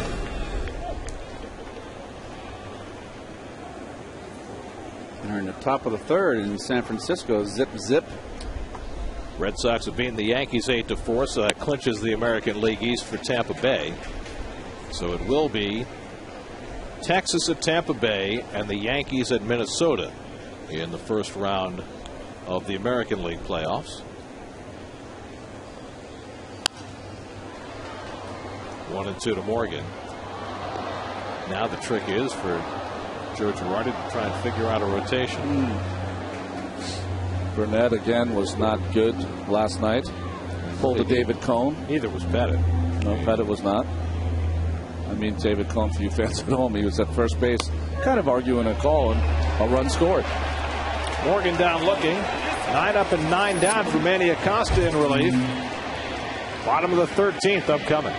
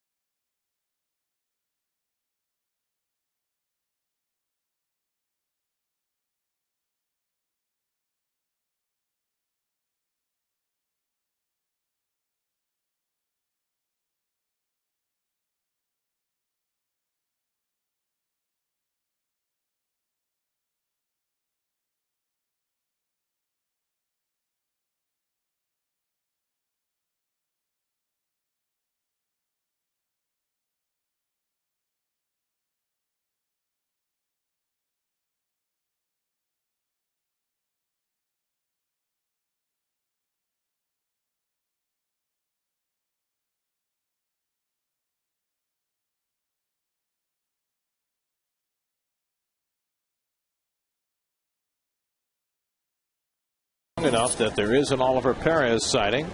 Ollie is up in the bullpen as the Mets bat in the bottom of the 13th.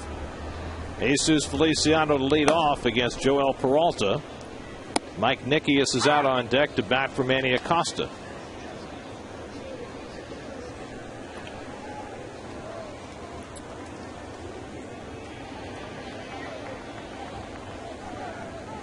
There's Mike Nickius waiting for his turn. By the way, I've got a historical reference point for you. Okay. The longest games by innings ever to close a season, 15. Okay. And the Mets were one of those teams. Now, it comes with an asterisk. Okay. Because it happened in 1994 on August the 11th, which was the last day before the strike that ended the season. The Mets were in Philadelphia. I remember it well. They faced Fernando Valenzuela that day. And they played 15 innings after midnight. With the strike having already begun, they were still playing baseball. That semi-counts. Right. Okay. But it's also been done 3 other times. Baltimore at Boston in 76, Oakland and Milwaukee in 80, and last year Washington played at Atlanta 15 innings on the last day. So the Nats have been here before. Nats are going to be, you got to be kidding me. Feliciano strikes out to start the bottom of the 13th. And now Mike Nickius will bat for Manny Acosta.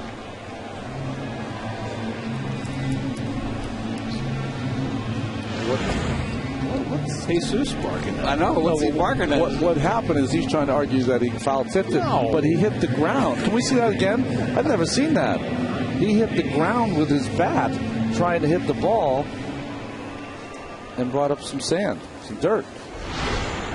Watch this, kid. Oh, so he thought he hit the ball? That's not possible. He jumped it. Here's Nickius. Be a nice time for his first big league home run. Mike is 2 for 9 since coming up.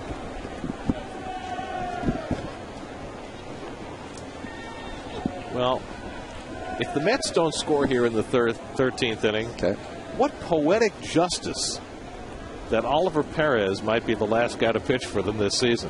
Why not?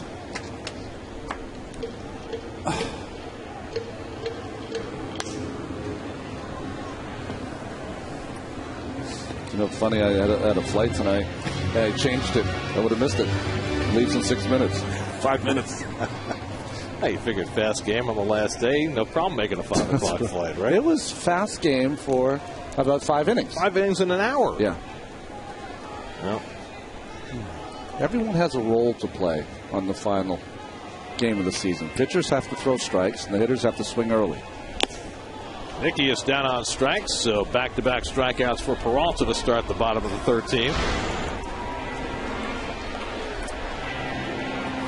And now Ike Davis will get a turn.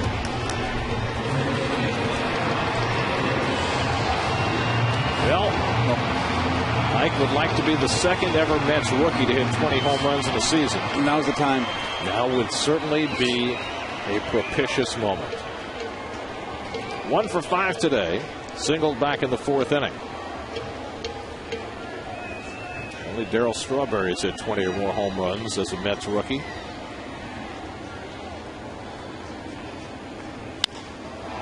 Out to left center field.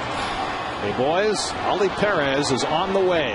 We're heading to the 14th inning in game number 162 of the 2010 season.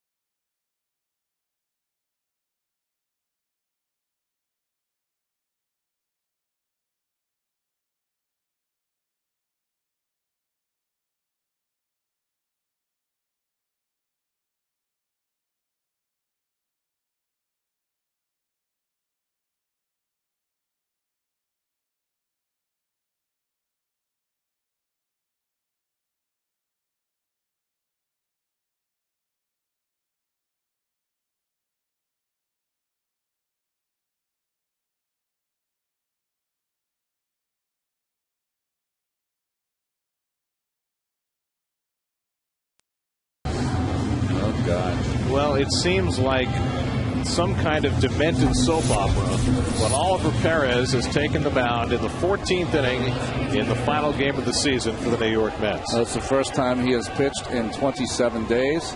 Only the 5th time in the last 71 days in you'd have to say, another lost season. 2 in a row now for Oliver. Ian Desmond is 0 for 5 today. He'll lead off in the 14th inning. I mean, who could have scripted this? Yesterday, the Mets went as far as to use R.A. Dickey in relief just to avoid using Ollie. And here, Ollie is out on the mound in a season-closing role.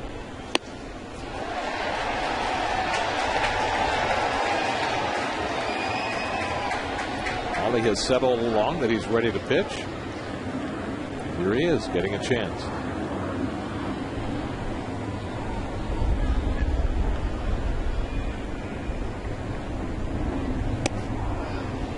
Throwing 88 with his fastball, 2-1 to Desmond. Hats off to Josh Tolley, still in there in the 14th inning, doing the catching. Adam Kennedy on deck.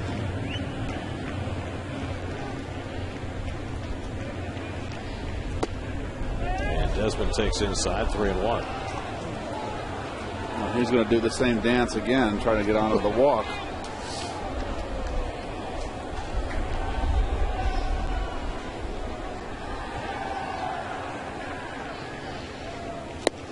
No, big rip. Ollie, of course, has a contract for next year for some $12 million. Will he be back here next season?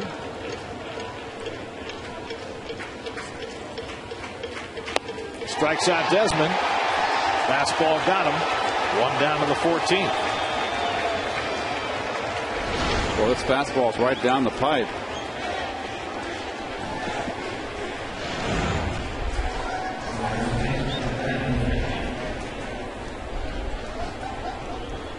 So 1 away. Here's Adam Kennedy, who's up for the 2nd time in this game. He flied to left field in the 11th inning.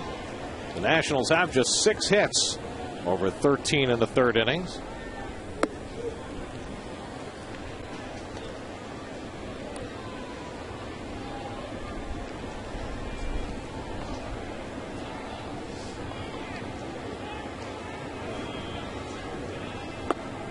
Well, 1 away to Kennedy, 2-0. That's interesting. Oliver always wore his pants up, showing the stockings, and has a little different look now with the pants all the way down. You'd want to change your look too. Yep. Here's strike 2 and 1. The Giants just took the lead over the Padres. Freddie Sanchez with an RBI single in the bottom of the 3rd. Giants 1, Padres nothing. Giants win, and there will be no playoff tomorrow. So you're telling me the Giants win, I go nowhere for a while. I don't know. You start Wednesday somewhere. Yes. Well, you're doing what? I think I'll have the Yankees-Minnesota series, so I'll have to go out to Minnesota. Bringing my top coat. Oh. Inside, and Kennedy is drilled.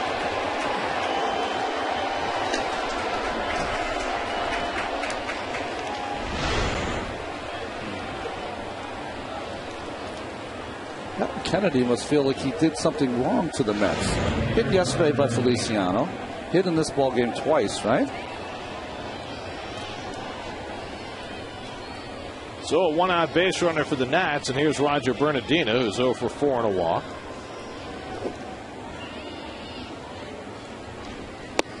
And he takes inside from Perez, 1-0. Well, you just got to take a strike, don't you? Pitcher spot is due up next for the Nationals. Will Nieves has come out on deck to pinch hit. Not taking a strike is Bernardino. 1-1.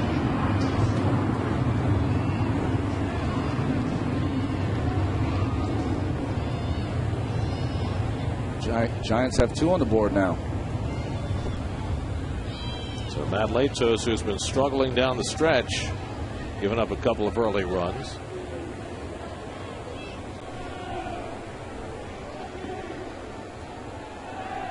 Aubrey Huff doubling in the 2nd San Francisco run. 2-0, still batting in the 3rd. There's a strike. 1-2 to Bernardino.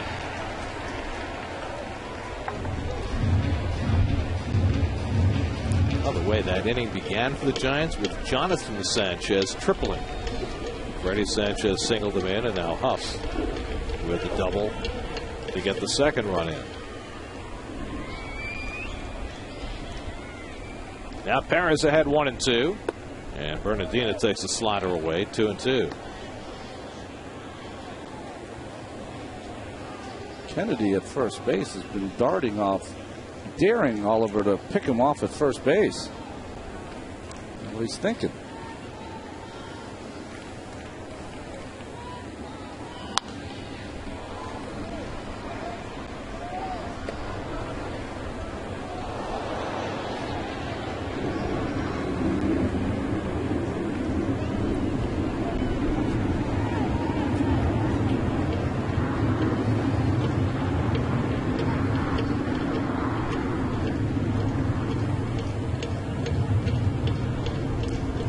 Now Perez with a 2-2. Kennedy runs and the ball goes to the backstop. Kennedy stops at second base. He'll get credit for a stolen base. Well, this ball almost hits Bernardina. Running inside, just able to get out of the way. Totally got some leather on it, but couldn't snare it. And Kennedy's in scoring position. Look away. 3-2 the count to Bernardina with one out. Something out over the plate here. But Ollie's a tough guy because he's just all over the place. Now the 3-2, and Bernardina pops one up foul. Totally back for a look, but that's in the crowd.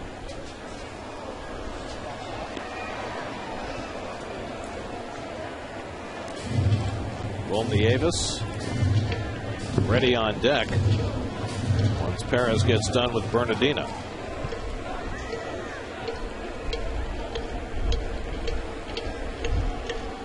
Kennedy at second and one out. Now the 3-2, and he walked him, and the Nats have two men on.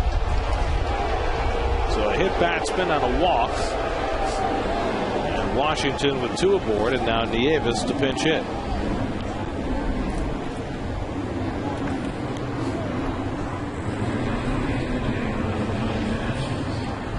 Well, the Nats are now out of healthy position players. The Mets have one, Henry Blanco. That's not supposed to happen with 40-man rosters. But both teams have active players who are not able to play. Ryan Zimmerman for the Nats, Carlos Beltran, Nick Evans for the Mets. So here's Nieves, and he fouls off the first offering.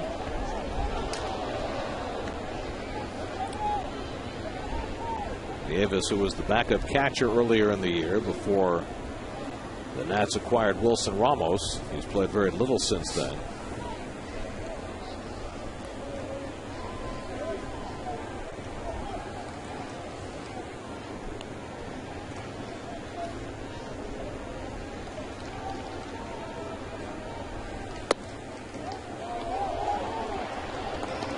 Ball and a strike to Nieves with Justin Maxwell on deck. Kennedy and Bernardina the base runners with one out. They've gone to the fourth inning in San Francisco. Giants 2, Padres nothing. Kennedy dancing off second base trying to distract Ollie, and it worked. 2-1.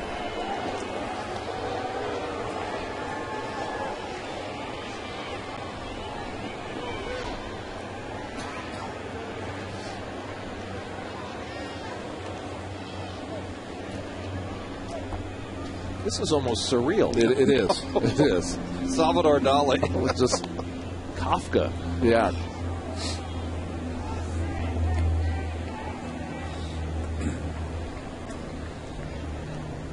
Here's the 2-1. And it's taken below the knees, 3-1. You send the runners. No, because Kennedy would be a dead duck at third. Yes.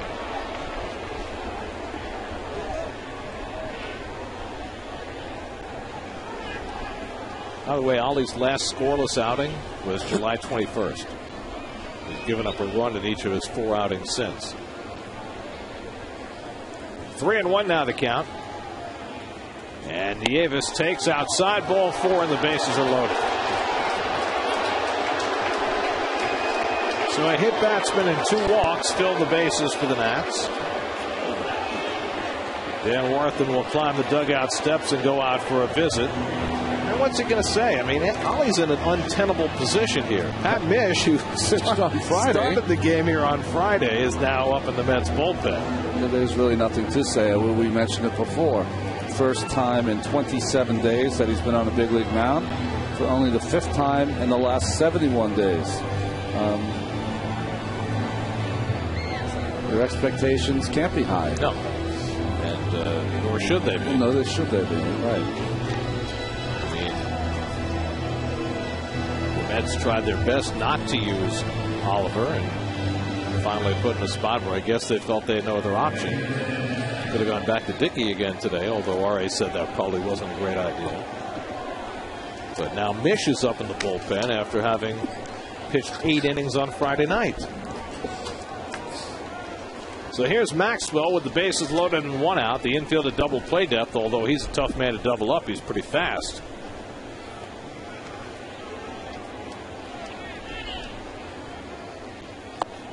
And Maxwell takes low and in for ball 1. If you're a disciplined hitter, boy, you can just zone in on one little spot and don't swing at a bad pitch. He can groove one. 1-1 to Maxwell. Gary, you mentioned Kafka. Oliver could use a metamorphosis, but this seems more like Poe to me. And then you've got Maxwell at the plate, who's already hit 3 grand slams in 5 bases loaded opportunities in his career against the team that's given up a dozen grand slams this season.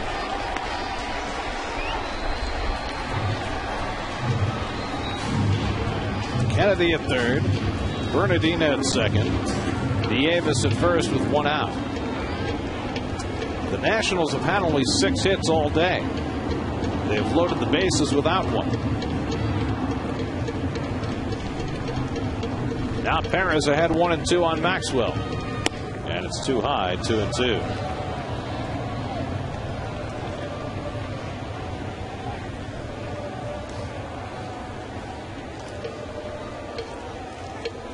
This goes to show the old saying, you never know what you're going to see when you go to the ballpark. It holds true even on the final day of the season. Way up high and away. And now it's a full count to Maxwell.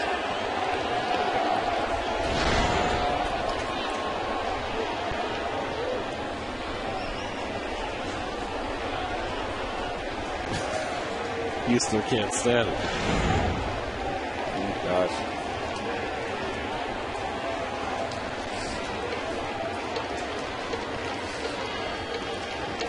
Three-two to Maxwell. And he walked him to force him the go-ahead run.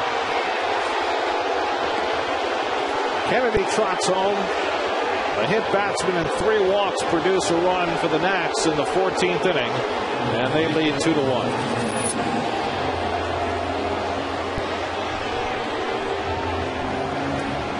Pat Mish will come on to replace Oliver Perez.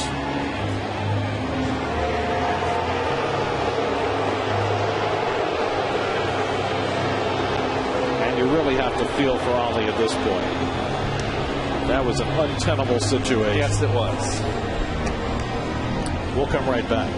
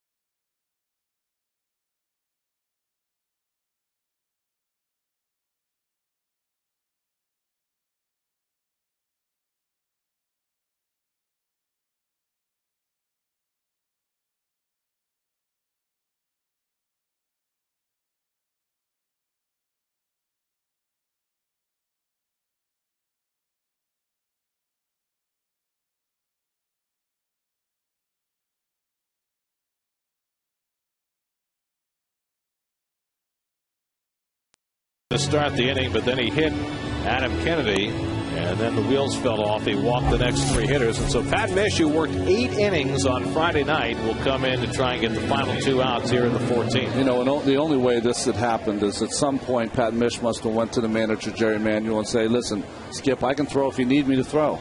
And that's pretty admirable. You know the funny thing about this? The one guy we haven't seen for the Mets today, the guy's been in 92 games. That's right, Feliciano. So with the bases loaded, a run in for the Nats in the 14th. 1 out. Alberto Gonzalez the batter. Gonzalez drove in the first Nationals run back in the 5th. 2 for 5 on the day. And he sends 1 foul. Well, Mish has not gotten a win this year. Yeah. He certainly pitched well enough to win on Friday night. So here, if he gets out of the inning, the Mets get a couple of runs in the bottom of the 14th, he get his first win. Get a W. Hold him here and hope for a bloop and a blast. Well, the other day, yesterday, we had Raul Valdez start a game after pitching in both ends of a doubleheader 3 years earlier. First time that had happened in the major leagues in 16 years. Double play ball. Arias to Tejada, and the throw to first, scooped down to the dirt by Davis, and so Mish comes in and gets the 4-6-3 double play. Now the Mets will set about trying to come from behind on the bottom of the 14th.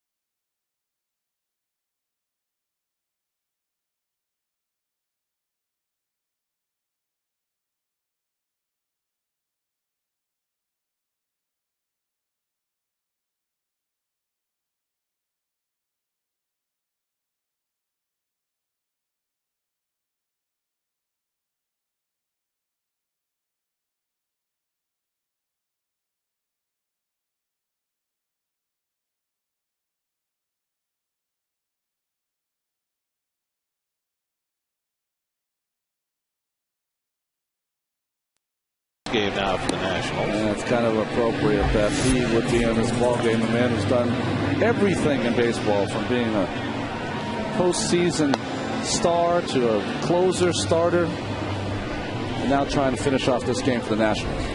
Getting for his second save of the season. Mets will try and fight back with Angel Pagan, Lucas Duda, and Josh Thole due up in the bottom of the 14th inning. That's getting a run on the bases loaded walk against Oliver Perez in the top of the 14th. Pat Mish doing a fine job coming in to get the double play ball. While we have a moment, I just want to pass along our tremendous thanks to all the dozens and dozens of people who make these broadcasts possible. Our camera people, our tape operators, our audio people, everybody who toils in anonymity for SNY every day to make these broadcasts the best that they can possibly be. And you know, people see our faces, hear our names, but those are the guys who deserve all the credit for making these broadcasts wonderful. Kerry, Russ, and Dom, of course, who are stage managers throughout the course of the year, they are just invaluable, running around, making sure that it's easy for us to get this job done. And the core crew that travels with us throughout the year, Greg Schultz and Dan Barr, our director, Bill Webb, our producer, Greg Picker, and the guys in the front office, Kurt Gowdy Jr. and Steve Rabb, all invaluable in making this the best broadcast around. So thanks to everybody. 5 years now in. Yes, how about that? 5 years. We got to give a shout out to our man Andrew Thigversi too, right, Keith? Yes, he has done a lot of things, folks. With Ron, myself, and Gary, we've done some things. He's kept it out of the papers. Andrew, of course, is our Vice President of Public Relations and does a wonderful job. Just kidding, of course. But all the wonderful stuff that gets in the papers, Andrew's on top. And all the cameramen in here that are here all year round, kudos to them. They are just the A-team, Phil Webb's A-team. I always like to give them kudos. This year was the first year I went into the camera room and came into the ballpark parked, and I sat down and chatted with the camera guys before and after quite frequently the second half of the year. They're a bunch of lunatics, I think. That's maybe why I like them so much. And also this year, you found out how hard it is to operate one of those cameras. Oh, boy, I tell you. But seriously, they are a phenomenal crew here. 3-2 to Pagan leading off. And Angel takes one the other way. And Bernardino makes the diving catch. 1 out. Well, should I? Oh, maybe. Yes, I shall. Nice play. Wow, look at that shot. Beautiful.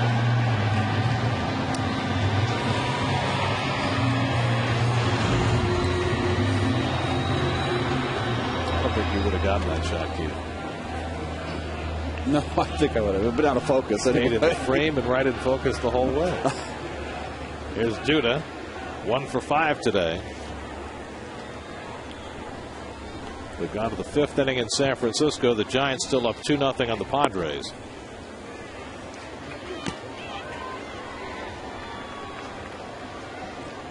So far, Sanchez walking that walk. Well, if you're going to talk. 2-0 to Duda, who hit a monstrous home run yesterday. Yeah, maybe he'll tie it and we'll play a few more innings. I have no place to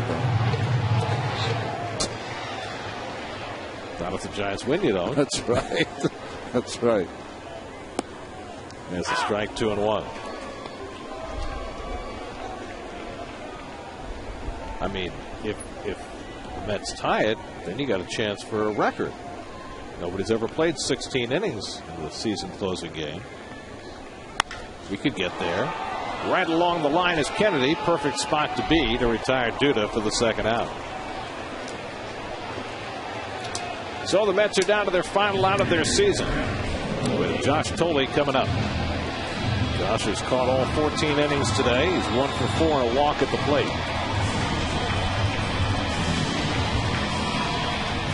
Is it true that his Pops, who's gone through some problems with his knees, just barely caught Josh hitting the walk-off home run on Friday night and was jumping as much as he could for joy.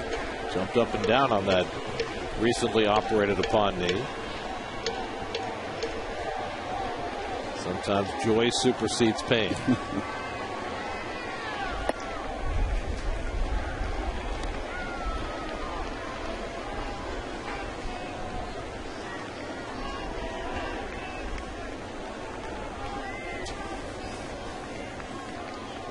To Tolley, and it misses outside. 2-0.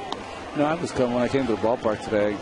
I came in the VIP Hodges entrance, and a lot of the fans were out there, and they all were kind of waxing nostalgic that the season had gone by so quickly. They still want to watch baseball.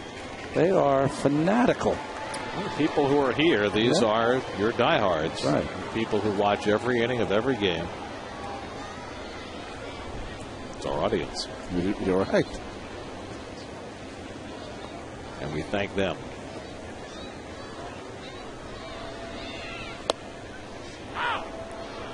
When you were a kid, did you have to see the final game? Like, was that a big game for you to go to? Not so much? Not if the Jets were playing. I got it's a 3-1. It totally fouls it off.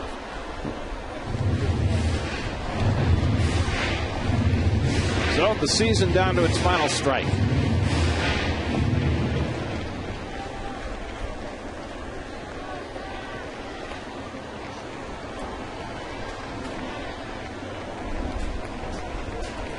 3-2 to Tolley. And he walked him, and the Mets are alive. Tying runs aboard with 2 out. And Ruben Tejada coming up.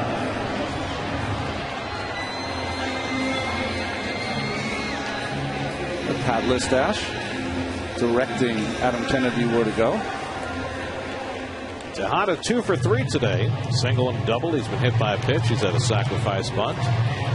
Only the tying run at first with 2 out. Kennedy will hold him on. Ruben's hit a home run. He did it at Wrigley Field with the wind blowing out.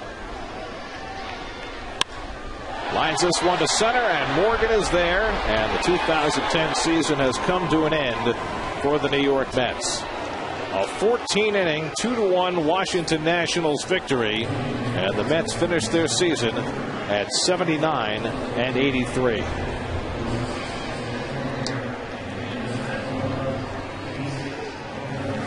Very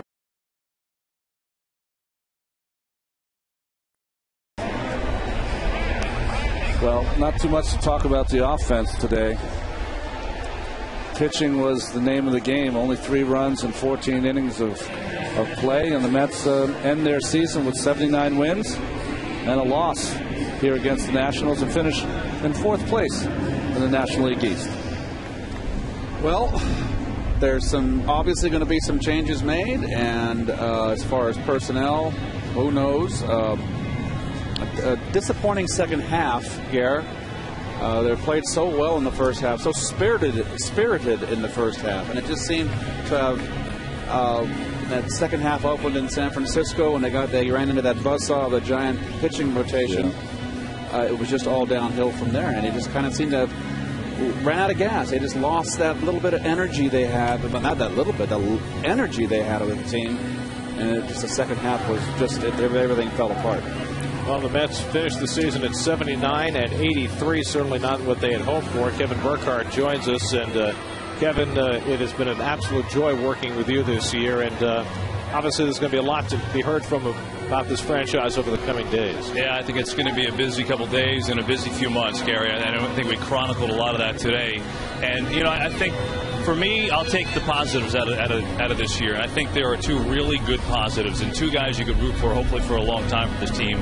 And that's Angel Pagan and Wright. Through whatever this team has gone through, especially in the second half, I think we saw the blossoming of a young center fielder, and not so young actually anymore in Angel Pagan, but just you really saw him mature on every level, and I think that was really great. And then Wright, one of the best stories in the game this year, coming out of nowhere, having the season he did, and the best post-game press conferences you'll ever have around the game. So I think you take those positives, you bring those into next spring, and hopefully the Mets have a lot more answers to offer. But for me, guys, I've been with you 4 of the 5 years. For everybody we work with, it's been tremendous. It's an honor, so I appreciate it. See you next year. Well, thanks, Kevin. We really appreciate all you do. There's nobody in this business who does a better job at your role than you do. And as for you guys, 5 years, I don't know how we've done this. We got 2 more to work on. So you're not threatening to leave this year? No, I'm not. Okay, great. That's refreshing. I do want to say to Kevin, to add what Gary said, he is just so good at what he does. And folks, you don't understand how many hours he spends here at this ballpark, not only filling our show, but other shows. And we're so lucky to have him. He's just a gem. He's just a gem. Well, Keith, thank you. And Ronnie, good luck in the postseason. Have a wonderful time with your new crew. It should be a great postseason. And I said I was kiddingly saying I'll see you guys in March. Let's try to get together for a little dinner this winter. I'll tell you what I'll do. If you do that, I'll fly up and we'll hook up. In Jersey. Oh, I'll sneak in. Okay. Very nice. So the season comes to an end for the New York Mets as they fall today in 14 innings to the Washington Nationals 2-1. For Keith Hernandez, Ron Darling, and Kevin Burkhardt, I'm Gary Cohen. We'll see you next year. Take a look at all the people who've helped us along the way.